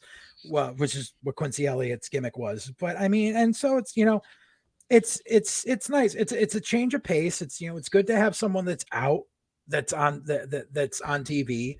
That Mhm. I mean, it's, unfortunately we've come to this part of wrestling where, if you weigh 400 pounds, you got to move like a cruiserweight, or otherwise, like, that's like everybody's like that now. Right. It's like we're way past the days of King Kong Bundy and Haystacks Calhoun. Right. Um, where was it? There we are. Then we get Cameron Grimes in a backstage interview. Oh, because I think he was going to go out for a 2-on. Yeah, he didn't find a tag partner, so he's going to go out alone and have it be a handicap match against Tony D and Stacks. More on that in a second. Mm-hmm. Then we have Trick and Mello attacking Wesley backstage Mm-hmm. and essentially taking him out of the picture for the North American title match later in the night. Mm-hmm. Then mid-match for Grimes, Joe Gacy comes out to be his partner. Because we all saw that coming. All right. He helps Grimes beat Tony D and Stacks. Then Grimes turns down a hug from Gacy. And then the Schism lays out Cameron Grimes after the fact. Then another JD McDonough pre-tape. Did he... What? What's with all the fucking blood capsules in this dude? I don't like, it's like his thing. Like, I don't get it. Like, Stupid. you didn't do it right the first time. Stop trying to do it again. Then we get a pre-tape interview with Vic Joseph jerking off Braun Breaker. Tyler Bate backstage interview saying JD needs to get through him before he gets another shot at Braun. Mm-hmm. Then I don't know why it stuck out to me more this last show than the previous times I've seen her wrestle. What the fuck is with the 50 Shades of Grey gear that Nikita Lyons is always wearing? It's like the straps and every time I see her half gear, GI Joe, half Diva. It's right. Fucking weird. Every time I see her gear, I think to myself, this was an unfinished outfit that Saraf just tossed in a fucking bin, and she went out and picked up and went, I want this. Either that, or she's not having Saraf make her gear, because Saraf is above making shit that looks like that. Right. Like, she's either making her own gear or like going to someone else and like, bro, I'm leaning towards the making your own. Yeah, it's terrible. It's fucking awful. Anyway, Nikita and Zoe beat Kiana James and Ariana Grace. Then we get Bladen and Nofe in the parking lot talking about Schism. Then the Dyad confronts him and attacks him, which sets up a tag match, I believe, for tonight. Yeah. Then we get an Oro Mensa vignette. Well, not tease, really, where Oro's coming this week. So tonight on NXT. Mm-hmm. Then Grayson Waller backstage with Mackenzie, in which Mackenzie is revealing the top 4 vote getters in the Superstar of the Year voting. Grayson was not one of them. Mm-hmm. Take a wild guess who won it. Braun Breaker, yes. Then we got the Hank Walker kid beating Javier Bernal. Big body Javi loses. Dude, Hank, you need a singlet or some shit, because geez, you are not TV ready. Right. Then we get a Sol Ruka vignette, who went from debuting this week to coming soon. Because remember, they said the week before that Sol Ruka was debuting this week, and now all of a sudden it's coming soon. Interesting. Then Mello's in the ring cutting a promo before his match, asking for anyone, and who ends up coming out? Solo Sikoa beats the shit out of Mello to become the new North American champion, basically. Which I don't understand, because Solo's a heel now, and then he comes out and everyone's cheering, and then he wins the North American title. NXT crowd. That's why. Yeah, I know. Well, I mean, technically he was still a babyface down in NXT, but I mean, like, right. Bro, like, do you not watch SmackDown? Anyways, he wins the belt, and then we go off the air with HBK doing a voiceover over some like highlight package of NXT 2.0 from the year, and then it looks like they're dropping the 2.0 phrasing from the show Uh huh. and going back to being a black and gold based. Uh huh. I don't know. I don't know. And I Because you can't think, just drop half the show and then go back to being black and gold based ish. I mean, that I think that is why they pre-tape the next 2 weeks worth of TV so they can completely revamp the setup of the PC and make it look at least somewhere closer to the NXT black and gold look, but not completely. So, question: should we do the spoilers for tonight or not? Might as well. They've been out for a while. And considering there was an injury. Let me see if I can find the spoilers real quick. Here we go. Spoilers for tonight's NXT. There we go. All right. So Nathan Frazier beats Axiom to tie their best of 3 series at 1. Mm-hmm.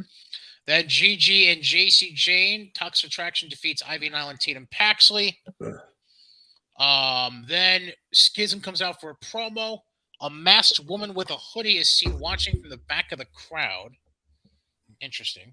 Yay. And then Enofe and Blade come out, interrupt, and challenge. Do the job.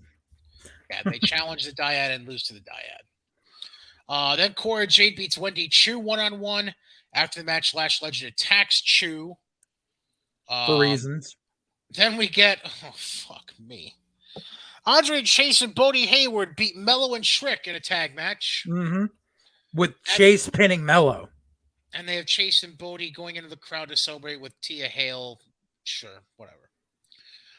Oro Metz's debut. He beats Grayson Waller thanks to an assist from Apollo Crews. Yay. I still don't know who this guy, Oliver Carter. Can you enlighten me on this one? I think it was a UK send over. Oh, maybe. Yes. I think you're right. I think it's just a name change. Yeah. Yep, NXT UK. Yeah, now I remember the guy. Now that I see the face. Yep. Okay. Sorry. And then he's Swiss, but he was in NXT UK. Yeah, that's what I mean. Yeah. He was part of the tag champs for a while. Yeah. And then the main event, JD McDonough beats Tyler Bate. After the match, Braun Breaker has a face-off with JD, and then we had an unexpected visitor come out to end the show. Mm-hmm. Would you like to reveal who that unexpected visitor was, Mr. Alexander? Actually, I completely forgot at this point, so you go ahead. The guy who never lost the NXT UK Championship because of injury. Oh, that's right, Ilya. Ilya Dragunov comes out to a huge pop, and the three of them face off in the ring to go off the air. Right, because they're setting that they eventually, because they taped the next week's worth, and apparently for Halloween Havoc, it's going to be a 3-way for the NXT title. So what? Ilya, JD, and Braun? Or no? Maybe it's a 4-way. Maybe it's a 4-way, yeah. Which, like, hopefully with the changeover to old NXT-ish, they take that fucking title off of Braun.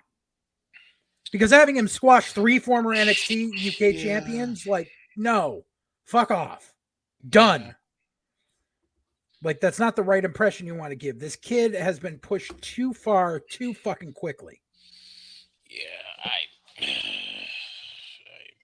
the only saving grace is thanks to the other announcements that happened this week, we know that we're not going to get a WarGames match in NXT this year. Yeah. Unless... Oh, here we go. Wait, no, it's 2021. What the fuck? I'm trying to find, because I know you mentioned the Halloween Havoc thing about how there was talk about. Oh, here we go. Main event. Okay. So yeah, they taped tonight's episode and next week's episode already. Yeah, next week's episode is where Tony D'Angelo got injured. JD defeats Tyler Bate tonight. Ilya comes in, and then for the 27th, this is the only thing that's spoiled right now for that. Promo exchange with all 3 of the guys that were facing off at the end of the show. So Braun, Ilya, and JD. Dragunov wants a title match. McDonough took issue with that because he's the number one contender, blah, blah, blah. Breaker suggests McDonough. Excuse me, no. McDonough suggests a match between Dragunov and Breaker, with the winner earning the right to defend the title against him, because that makes fucking sense. Breaker said, fuck that mess. I'll just face both of you at Halloween Havoc. Okay, so it's a 3-way, no Tyler Bate. So, yeah.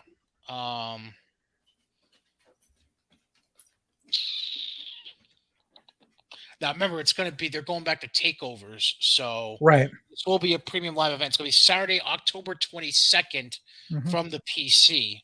Yeah. I feel like I was missing. Oh, and you mentioned the WarGames thing. So let's just bring that up while we're here. WarGames coming to Survivor Series. Yes. Feeling it? Hell yeah. Trips has been wanting to do this for a fucking ever. Like the Elimination Chamber was like the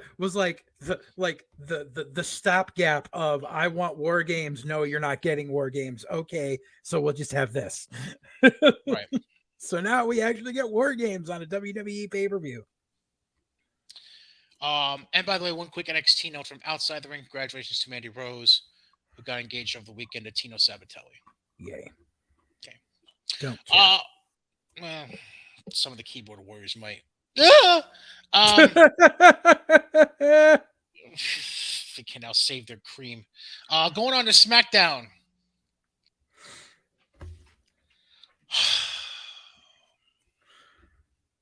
You know why I'm sighing.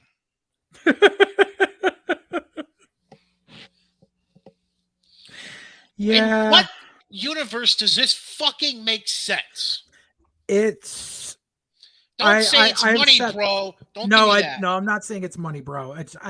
I've sat there and debated with this, and while I do not like it, I see what they're trying to do.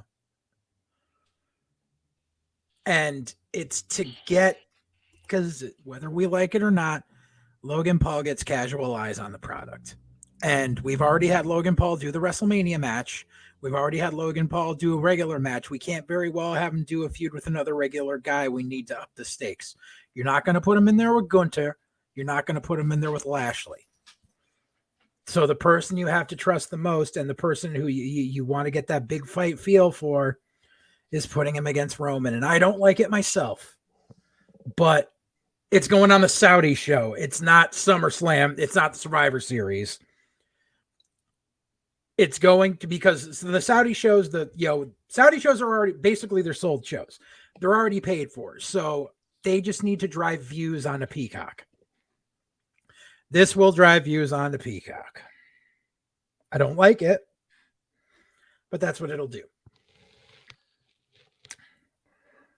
Hopefully, as I said before to other people, hopefully this is like Brock versus Goldberg 2 from Survivor Series where it lasts 45 seconds. I cannot begin to explain in enough words within the English language how much every bone in my body fucking hates this. I do too, but you know something? We've had worse. You know how we've had worse? We've had someone who's never had a wrestling match in their life challenge for the fucking title. What, David Arquette? No. We had Cain Velasquez versus Brock in Saudi. At least Cain was a fucking athlete. And Cain fucked up his knee in the first 10 seconds of the match. Because they got him 5 years too late. Right. So at least Logan Paul has been training.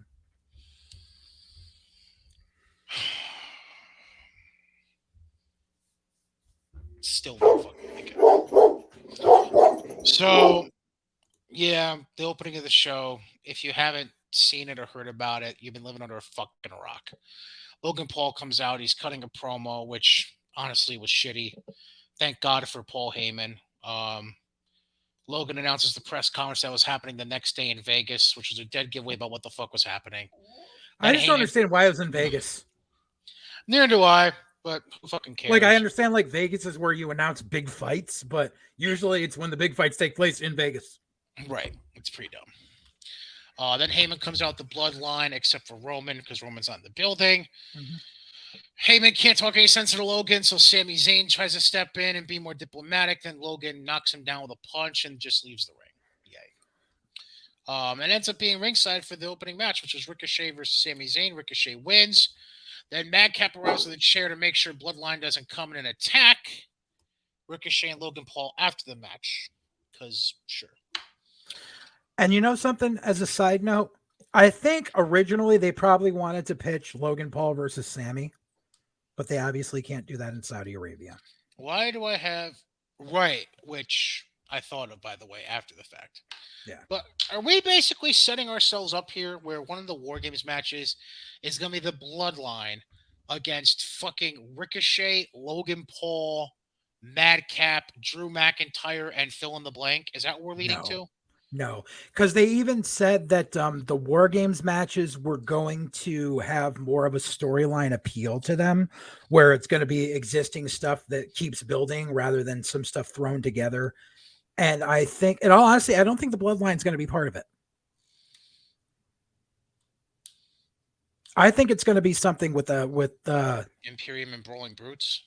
No, I actually think it's going to be something like Judgment Day. Yes, it's going to be Judgment Day against it's going to be Judgment Day and Imperium versus Ray, Edge, and Legato or some shit or the Brawling Brutes. Or the Brawling Brutes. Yeah, it's going to be something like that. It's going to be a bunch of intertwined stuff, but I don't think it's going to involve the Bloodline, because I think they're still going to do Roman having a title shot match. Maybe, but I think they're also still going to do U.S. title versus Intercontinental title on it. Something tells me they're going to do Roman versus Karrion Kross at Survivor Series. Possibility. And they'll have Kross face McIntyre at Crown Jewel. Well, depends how quick they go with it. Because you also have Extreme Rules coming up in 3 weeks. Right. I don't know. Think about it. Yeah. So afterwards we get, speaking of Kross, we get a pre-taped promo from Kross. What the fuck did you just do? Just moving the curtains. Breaking shit. God damn. So Kross pre-taped promo. Then we get the Maximum Male Models Back to School Collection showcase, which is massively cut short, unfortunately, by Braun Strowman. I died. Shit. Look, just watch that on repeat. Boom. Then Alpha Academy tries to attack Braun and only pisses Braun off. So now that sets up Braun versus Otis this coming week on SmackDown. Yay. Then Bayley cuts an in-ring promo Damage Control. Raquel interrupts, leading into Bayley beating Raquel in a singles match. Damage Control attacks after. Now apparently Shotzi is back to being a face. Yay. Because tanks. That's literally the reason they wanted to bring back her tank. So now she's face. Then we get what was supposed to be a backstage interview between Ronda and Kayla Braxton. Ronda's kind of sort of answering the first question. Then Liv Morgan's like, fuck off, Kayla, I got this. That was so cringe. And then so fucking bad. Liv gets on her high horse about Ronda and having beaten her twice and shit. That was so bad. And then Liv challenges Ronda, not the reverse. Liv makes the challenge for an Extreme Rules match in Philly for the women's title. Because that makes fucking sense. Let's have the woman who's not known as the baddest bitch on the planet make the Extreme Rules match challenge. It was so fucking bad. Liv Morgan is just so terrible at promos. How does that make sense? It doesn't. Which makes it even worse. How is Liv making the challenge for that kind of match make any fucking sense? It doesn't. Like, if anything, it feeds into the Ronda Shayna backstory that's been going on during the whole thing. Anyways, then we got Drew randomly coming out and doing a promo on the announce table because, sure. Reasons. Then Solo tells the Usos that he's got this and that Jay was off his game earlier. And he asks Sammy to come ringside with him, not his brothers. They're really playing up this whole fucking Jay hates Sammy shit. I'm telling you. I'm fucking telling you. Then Solo retains the North American title over Madcap. And then the main event, the 4-way to determine the number 1 contenders for the tag titles. Brawling Brutes beat Hit Row, New Day, and Imperium, so they'll face the Usos this week on SmackDown for the tag titles. The entire match, I was complaining as to why the Viking Raiders aren't in this, but then we found out afterwards that Ray Eric Rowe had is a out. fucked up injury, yeah. Eric fucked up his foot during the Viking Rules match. Yeah. So yeah, Eric's out for a little bit.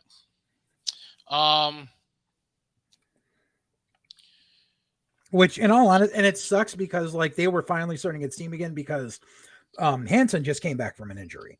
Right. Then all ants, like in the meantime, like they really should have Hanson do some single shit, fucking, because he was doing single stuff stateside while him and Rowe were tagging in Japan, and he was working Hanson. They could very easily make him working Ivar for the time being. Yeah. Have him feud with Braun for a little bit. Have him have some hoss fights. So, question before I move on to Raw. Sure. If Booker T were to hypothetically have one more match, would you want it to be at WrestleMania against Edge? That's what he wants, apparently. That's nice. Just thought I'd throw that out there. I mean, he could. It's not like Book's in bad shape. It's not like Book can't go, but I mean, it's just like, meh. Yeah, that's basically how I felt about it. All right, moving on to Raw last night.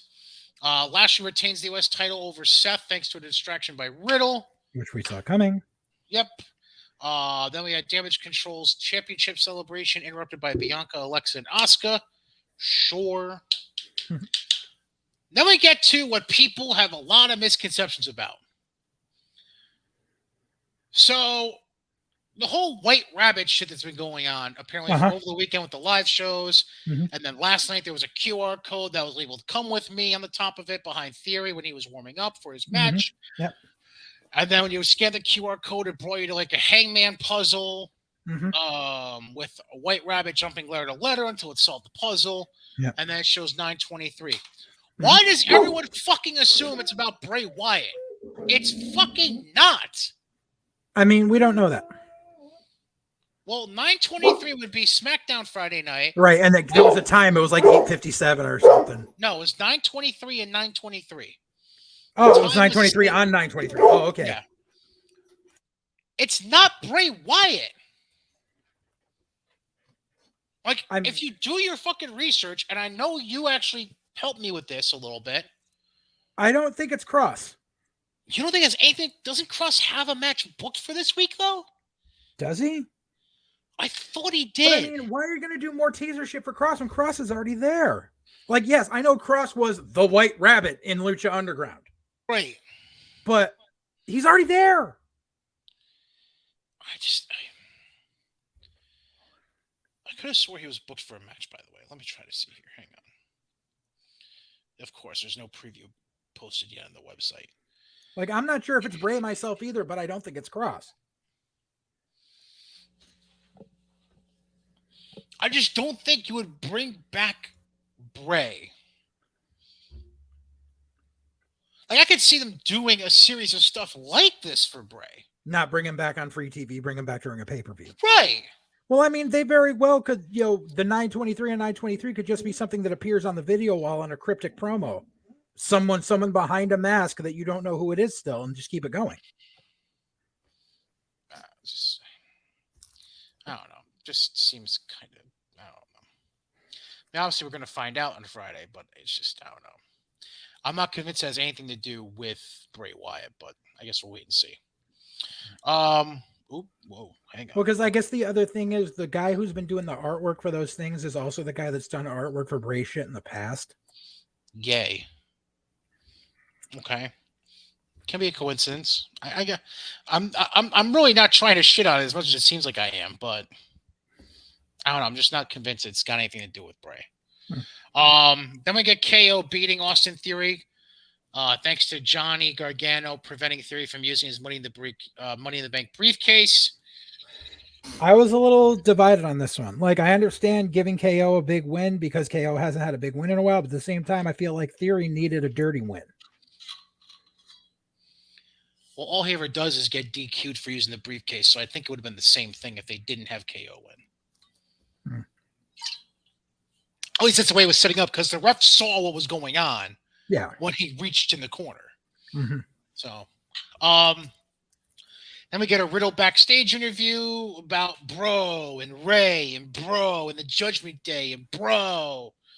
Then we get a package about Logan Paul and Roman. Fuck all. Then the Brawling Brutes beat the Street Profits, what I thought was a pretty good tag match. Yeah.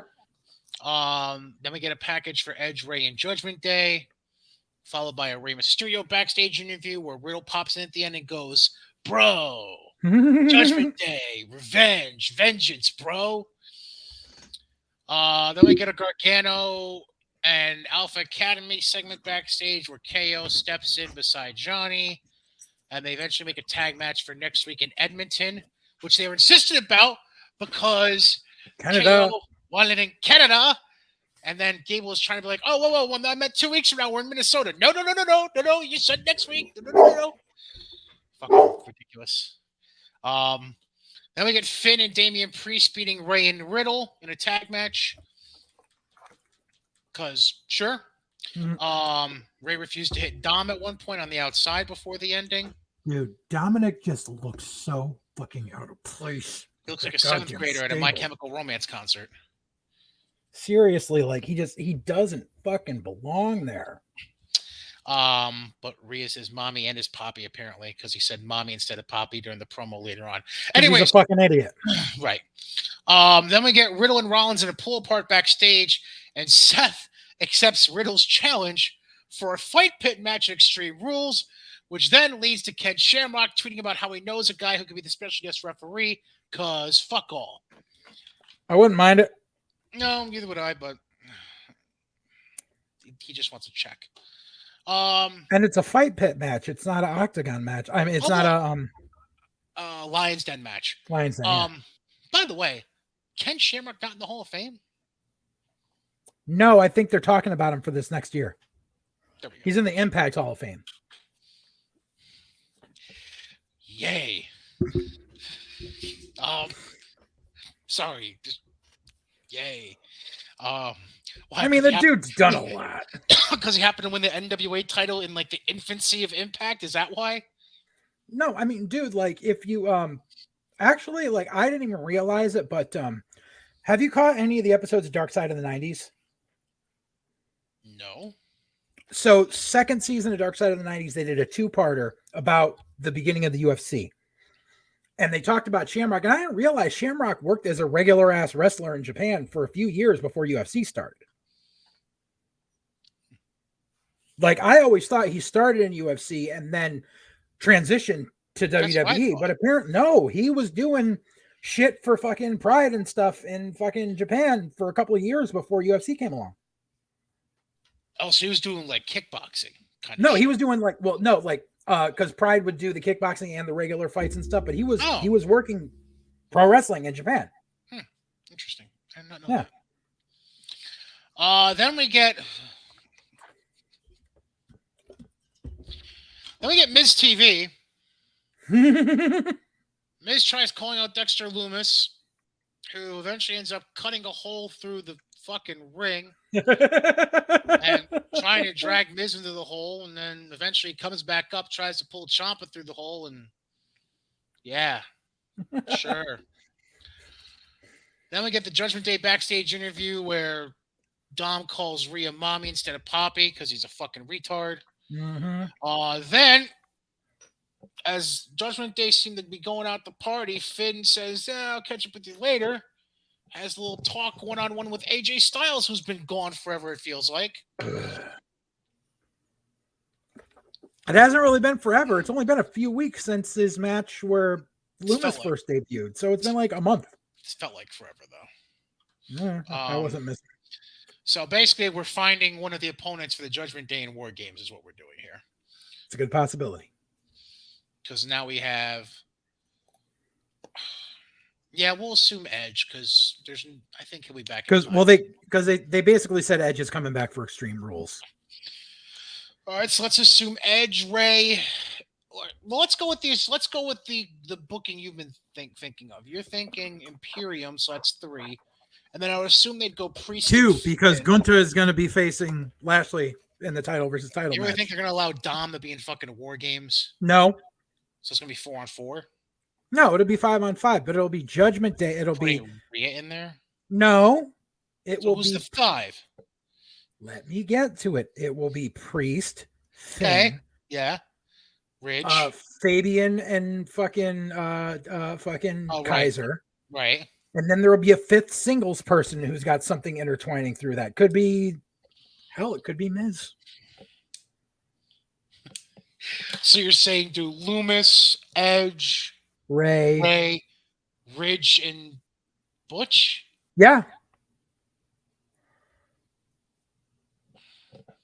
Then have AJ be like the in-betweener that doesn't know what the fuck to do? Or Loomis, Edge, Ray, AJ. Loomis, Edge, Ray, AJ, and Sheamus. Keep it the way I said it. Play this AJ thing for a little while. I'm not saying it's the best booking in the world, but do like what side Sting's gonna come out in that first NWO WarGames match? Yeah. Okay. Yeah. I kind of like it. Yeah, but whose side is he on? Sorry. I know, totally different moment, but you get it. What do you mean? What side is he on? Oops. Then, God, where was I? Oh yeah. And then we end the night with Bayley pinning Alexa Bliss in the main event. Bayley pins her nemesis. And then Damage Control lays out Asuka and Bianca afterwards. And Bayley says she wants Bianca at Extreme Rules for the Raw Women's title. Mm-hmm. And that's the way the cookie crumbles. Yep. Oh, and remember, we're gonna have a women's War Games match at Survivor Series 2. So, all right, let's give me a second here as I'm clearing out my notes. So let me hypothetically put this out there. So we're gonna assume Damage Control's on one side. Uh-huh. And then I'm gonna assume Bianca, Alexa, and Asuka on the other side. Uh-huh. And then let me think about this. Hang on. Liv and I'm thinking Ronda and Shayna with Damage Control. And then maybe Liv and Raquel, Liv and Shotzi, something like that. I would say I'm not putting Aaliyah in War Games. Don't even say that. No. I would say Damage Control with Shayna and Sonya. Okay. Against what do you call it? Bianca, Alexa, Asuka, and a returning Sasha and Naomi. That would be a good point. That would be a good time to come back. Yeah, I like that. I like it. All right. 2 quick notes. Mm-hmm. So here's what I'm gonna do.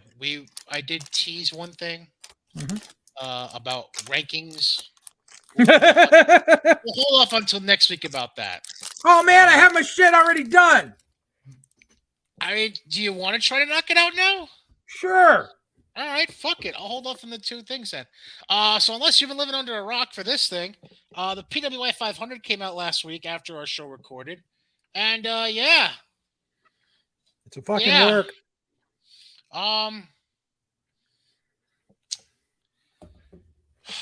Let me break out the top 10 graphic. Because I gotta be honest, I have not looked at the entire PWI 500. I saw the top 10 graphic, and that alone made me want to vomit. So, I've seen every wrestler who's a mark for themselves posting on their fucking personal profiles on Facebook. Well, good for them. So here's the top 10 graphic, and God damn it, Levac and guys. Let me take out the banner quick so you can see it. So, number 1 on the list, Roman Reigns, and I would say rightfully so. I can live with that. And then here's the remaining top 10 going down from 2 to 10. Mm-hmm. Okada, Punk, Hangman Page, Lashley, Cody, Danielson, Vikingo from fucking AAA. Sure, because him in top 10 makes sense. He's a AAA champ. And then Big E, who's been out for half year. the fucking year, basically. Well, because the rankings go from July of last year to June of this year. Oh, lovely. So technically, it was during the time where he won the title. And this would also be during the time when Gresham was still ROH World Champion. So Jonathan Gresham is number 2. Which I would like a side note before this. Remember how all the Basement Goblins were making fun of Jonathan Gresham because supposedly he brought up in his argument with Tony Khan that he was number 20 in the PWI? Mm-hmm. So I never really touched on that when it happened. But one of the things I want to say is Gresham probably used that as a point of sarcasm where he's going to be like, you're Mr. Statistics and you're Mr. PWI. I was ranked number fucking 20, but that apparently doesn't matter. I guarantee you that was the source of that argument. And now here it is. They released this year's and Gresham is up 10 spots. But, oh no, we can't make fun of, all of a sudden you can't make fun of Jonathan Gresham because he's in the top 10. But you can make fun of him 2 days prior because he mentioned that he was in the top 20. Like, you fickle sons of fucking whores. Seriously. All right, so that's that. So I'll take that list off the board. Now let's get into our own personal top 10s. So here's what I'm going to do real quick. Do you have any honorable mentions listed at all? Not really, no. Okay. So I'm going to run off a list of honorable mentions because I believe they deserve it. So here's my list of honorable mentions. No particular order. Becky Lynch. Oh, we were doing men and women? Shit. I threw one woman in there just for shits and giggles. Becky Lynch, Josh Alexander, Edge, Bobby Lashley, Drew McIntyre. I don't know. I put this name in my honorable mentions just because I didn't know if he would fit in a top 15 or top 20. But I threw Alex Hammerstone in there. Okay. Only because of how much shit he's done. Not that I like him. Matt Cardona. Matt Riddle. Again, not because I like him, but because of what he's been doing. Braun Breaker. Okay. Street Profits, FTR, the Briscoes, and MJF, excuse me. Okay. Those were other names I considered, but in the end, I have a list that includes one female star and one tag team.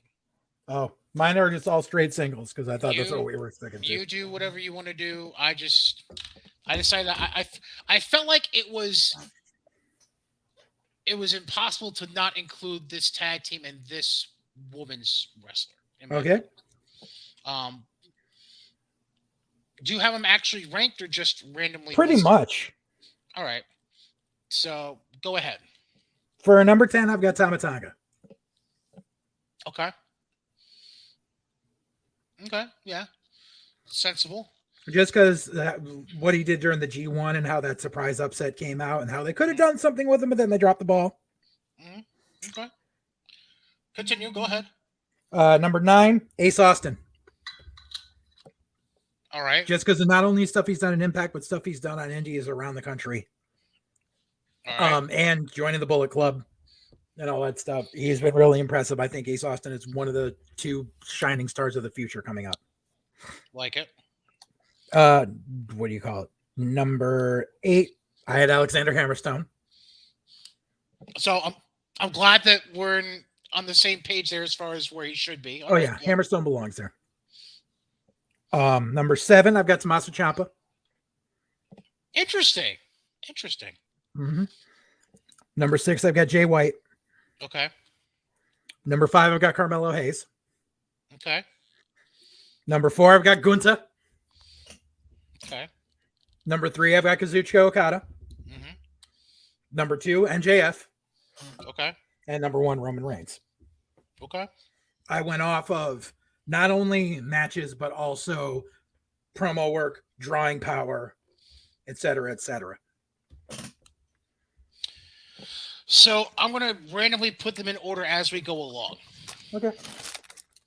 So number 10 and number 9, I'm gonna make my tag team and my female superstar. Okay.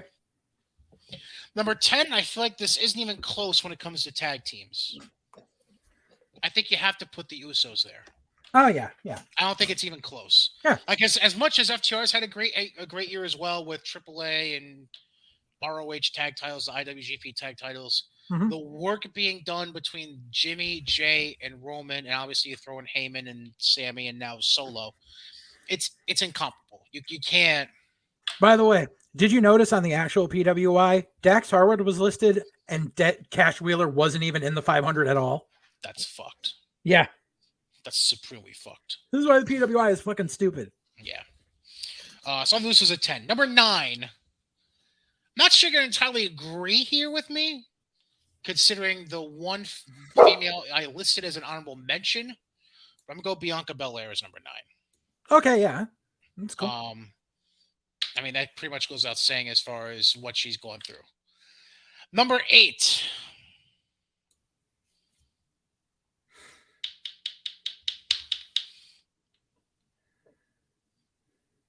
Number 8, I'm going to go John Moxley. Okay. Again, pretty much goes to what it is. Number 7, I'm going to go Seth Rollins. Okay. 6, I'm going to go Okada. Okay. 5, I'm going to go with Gunter at number 5. All right. Carmelo Hayes at number 4. Okay.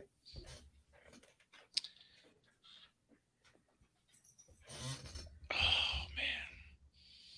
I'm just going to say this now. Number 1 is Roman Reigns. So we agree on number 1. You think it's sacrilege while I'm debating between for 2 and 3.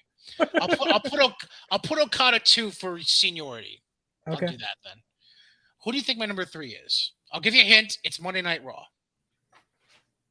Kevin Owens? No. Edge?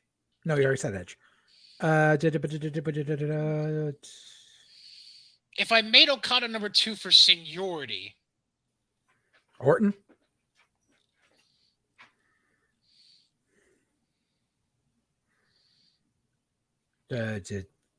Austin Theory, number 3. Okay. All right. I just... Theory was just out of my top 10. I didn't do honorable mention, but yeah, he was considered. And you can talk shit all you want about. No, the kid's the future. I said it a few months ago on Twitter. I said Ace Austin and Austin Theory are the future of this business. Yeah, there's people out there that want to talk shit about how Vince had a nose up his ass and he was a Triple H dude before he was ever on Vince's radar. Exactly. Just go back and look at the stuff that was going on with Evolve before it went out of business. Right. And how much Hunter fucking loved Austin Theory. And even just go, not even that, just go back to when they had Theory with Johnny and Indy and fucking Candice. Yep. When they did the way. That alone shows you right there. So the kid has a great look. He's young, he listens, and he has no bad habits. And I think the huge one up he has on anybody his age or skill level is, I'm not to say I wouldn't say he's great or otherworldly at this, but he's already got a feel for things on the mic. Yes. And being in a live crowd. Yes. Which puts him leaps and bounds ahead of anyone else his age and skill level at this point right now. Right. He has a comfort level on the mic, which go watch NXT for 1 week and you'll understand what I mean. Yeah. And they're in front of crowds of 200. So there's a big gap there. The only guy that really compares at all on comfort level in that range of skill and age, I'd say is Mello, and that's really it. Right. Within the brand, the brands that WWE has right now. Mm-hmm. Real quick, 2 things of note news-wise before we get out of here. Number 1, Ricky Steamboat is wrestling one more match. Okay. Big Time Wrestling has booked him for Black Friday in Raleigh, North Carolina. Too bad I'm working a show that day. Yeah, because you're really going to go down to fucking Raleigh, North Carolina and go watch Ricky Steamboat. Well, I'm assuming they would. They're going to try to put that on IWTV or something. Probably. I don't. Based on the way I saw, I don't know, man. The idea of Terry Allen must be giving him a lot of fucking money. I don't like the way Ricky looked when he was on AEW TV a month or two ago. I can't imagine. I don't know. Yeah. I'm just. Here's the last thing. Ricky stays in shape. Oh, I don't doubt he stays in shape. I don't know. I'm not feeling it. I'm just really not feeling it. The last thing, and I actually want to get to the article to find exactly what the quote is behind this. Where are you? Where are you? By the way, the assault case against Velveteen Dream has been dropped. Just an FYI. Wonderful. Well, now. Oh yeah, we need to touch on that a little bit. Well, we need to get to the drug possession thing too. Kurt Angle is dealing with memory issues, but I mean, the way he knocked around and King of the Ring against Shane McMahon, that doesn't fucking shock me. Yeah. Oh, what do you know? Kenny Omega got pulled from Triple Mania because of his suspension. Interesting. Not at all what I was trying to get to though. Where the fuck is? Oh, by the way, did you notice how everyone's pointing out the fucking whatever YouTube video he did and the bite mark on his arm? Yeah, fucking stupid. Where the fuck is the quote I'm looking for? Hello, where are you? Over there. Why do I feel like I already scrolled past and I didn't even notice it? I might have. It's very possible I did. All right, so I'll just give you the generalization of I'll give you the headline and you can tell me how you feel about it. Okay. Oh, I just got to it. Perfect. I'm assuming this was on his podcast. Yes. On his latest episode of Foley's podcast with our good friend Conrad, Mick Foley said wrestlers need to take out high risks, but he was very specific about something. Quote, I'll probably take some criticism for this being the guy that did a lot of risky stuff, but you notice there's no scar on my neck. You would think I would have been one of the first guys that would be in line for that surgery. Mm-hmm. I did not let people throw me backwards very often. Mm-hmm. There would be a time a guy like Rick Steiner would throw me whether or not I wanted to go, but I generally had a plan B.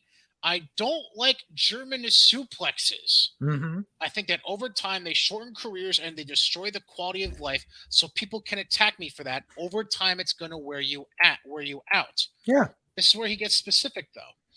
You couldn't show the match that Garcia had with Yuta to any reasonable orthopedic guy who would say that what those guys were doing was not going to lend itself to a poor quality of life. Agreed. I just think there's things we can create with illusions. That back suplex, now it's a German suplex. I would jump out of my easy chair when I was watching All Japan Wrestling when I would see Dr. Death. Mm-hmm. I asked Doc and he said, brother, they're lining up to take it in Japan. They wanted to take it. Each one wants to take it successively higher. In that case, I'm seeing the full arm go up, but this is like, all right, here's the Foley block of the chair. Okay. If I don't get the four fingers up there in time, I'm going to take a heck of a jolt. It's going to cause a concussion, but it's not going to paralyze me. Whereas this, if you don't do everything right, I just can't see those things being good for long-term health, and not everybody's going to make a lot of money. Right. So basically, he just hates the fact that people are. And here's another move I'll throw in there because people, there's a select group of guys, Will Ospreay, who take this specific move pretty stupid as well. Mm-hmm. Fucking DDTs. Stop taking them. Stop. You don't have to be spiked on every fucking DDT. Like that fucking clip I sent you yesterday. Doesn't have to fucking happen. Just take it flat once in a while. Right. All right? It doesn't. It's not that hard. Not every DDT has to be spiked. Not every Hurricane Rana has to be a spiked Hurricane Rana. Mm-hmm. Just Like, go watch WWE. How often you see somebody get spiked? Aside Right. from like the one or two guys that like dressing up the stomp from Seth Rollins. Right. You never fucking see it. Why? Right. Because WWE fucking knows the effects on the body. Exactly. And they yelled at people for taking it. Like if you go, there was a specific match that I always point to when everyone goes, RVD has never botched a move. I go, really? Go to YouTube and look up fucking Randy Orton versus RVD. RVD took the RKO straight down on his head because he wanted to make it look good. And he got his ass reamed for that. Mm-hmm. And I mean, and going back to just Germans as it was, like I've been seeing that my entire time in the business. I used to early on Jay Lethal, and I love Jay. Jay's old finish in fucking on the indies before he started doing the lethal injection and shit Mm-hmm. was a fucking release dragon suplex. It looked great, but you're landing right on your fucking head. That and I lie, by the way. I did see it on WWE TV recently. I don't know what the fuck Pete Dunne was thinking last night. oh, I know. But he took some of that shit from Dawkins and Montez. Yeah. Jesus fuck, dude. Right. But Doug Williams, early on ROH Doug Williams, the Chaos Theory, looks fucking amazing. I would never take it. And I mean, granted, I've seen Chad Gable do it a couple times on Raw, but Chad is really safe doing it. And because that's the Okada roll back and then the throw German. But he makes sure you've got enough space so that you're going to land flush. You're not going to land straight. Right. Like, and I'll give you another example. Why the fuck do you think Gregory Helms only used the vertebraker like once in WWE? Because then they said nope. Because they said fuck off. Exactly. Like, no. And like, granted, Homicide still does it but Nelson is really nice about, do you want to take this? If you don't want to take this, you don't have to take this. Another one, Samoa Joe. Why do you think they had him change the Muscle Buster? Because he killed Tyson Kidd. Thank you. There's reasoning. There's legitimate reasoning for some of this shit, guys. Right. Like, just be smarter, be safer, right. Think. Work safer, not dumber. There. Exactly.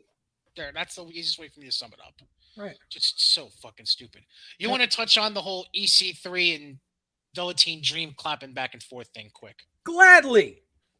Because remember when we first talked about this, I said this is EC3 chasing clout, trying to get some ink.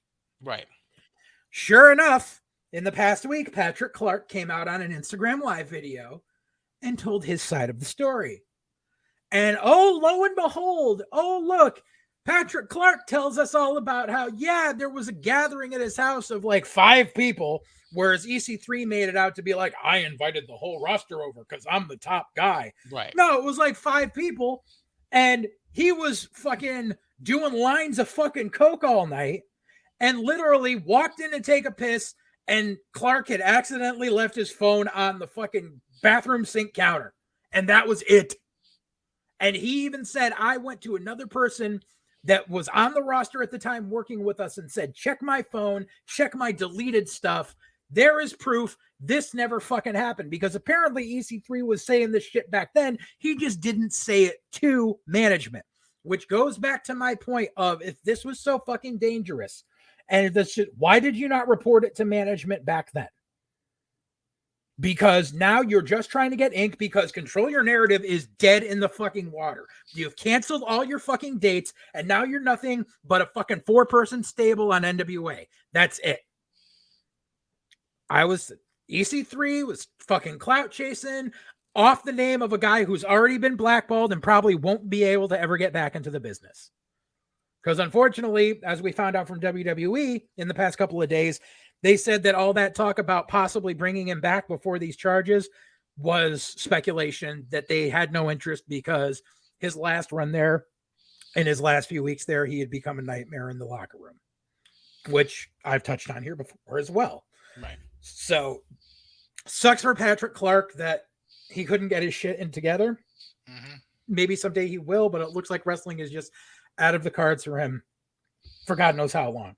You never know what the future may hold. but it's going to take a lot. It may take having to go over to Japan. But, I mean, in the meantime, EC3 is just a lying piece of shit.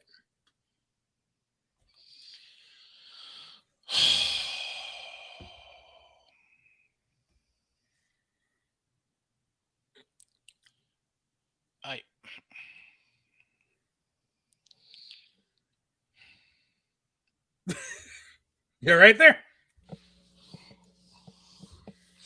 Speaking of pieces of shit. You eat pieces of shit for breakfast? Tony Khan apparently decided to tweet out a GIF an hour ago with a guy asking, "Are you ready for some football?" Making reference to Monday Night Football causing a drop in the ratings from Monday Night Raw last night. That's nice. Guess what? That happens every year when fucking Monday Night Football is happening. Did you also see what Tony Khan said today? No. On an interview with local New York affiliate News 12. Oh, God. Go ahead.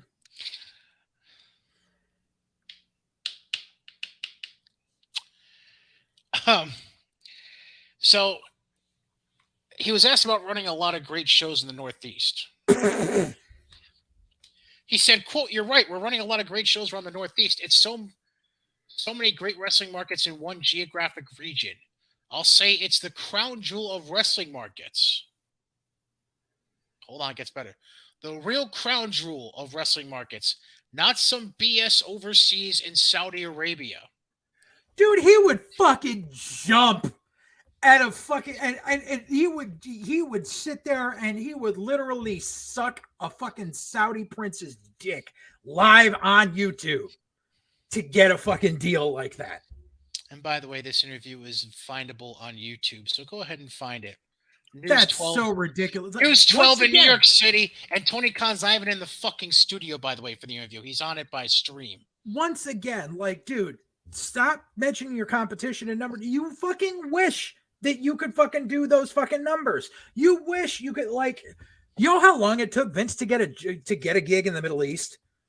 Like, Vince was working at that since the 80s. That took a long fucking time. And we all know there was a big pause because of, well, everything. Well, everything. I'm thinking of a very specific event. Right. But everything surrounding that event and everything before and after that event. Several wars. Like, it is what it is. But Vince wanted that market and Vince got that market. And you're just pissed that you can't get that market. Like, dude, like, just leave it the fuck alone and concentrate on your own shit. The more you keep waving around your fucking half-inch dick, the more people are going to be like, dude, this dude doesn't do anything but wave around his half-inch dick. We're not going to pay attention to this guy anymore. The more you know. Anyways, that's episode 67 of White Heat, presented by Godzilla Media, sponsored by our friends over at DraftKings. One other thing. Supply and Mohawk Honda. Go ahead. I wanted to mention the main event has been announced for ISW's return to Connecticut. Have you seen it? Oh, I saw it. Oh, yes. It's going to be a hell of a thing. Because you see, Tara Calloway is the undisputed king of crazy in interspecies wrestling. Tara Calloway gained that title a few years ago, pre-pandemic, when Matt Tremont had retired. And Tara Calloway became the champion from a vacated match. And she has defended that title all over to great lengths over the past couple of years. Uh-huh. Well, if y'all haven't noticed, Matt Tremont is no longer retired. Shocker. So, Black Friday in East Haven, Connecticut, at Interspecies Wrestling, November to remember. The main event has been signed. It will be Tara Calloway defending the Undisputed King of Crazy Championship against Matt Tremont in a Friends Bring the Plastic Building Blocks match, because they got a cease and desist from the corporation, so they cannot use the official name. Right.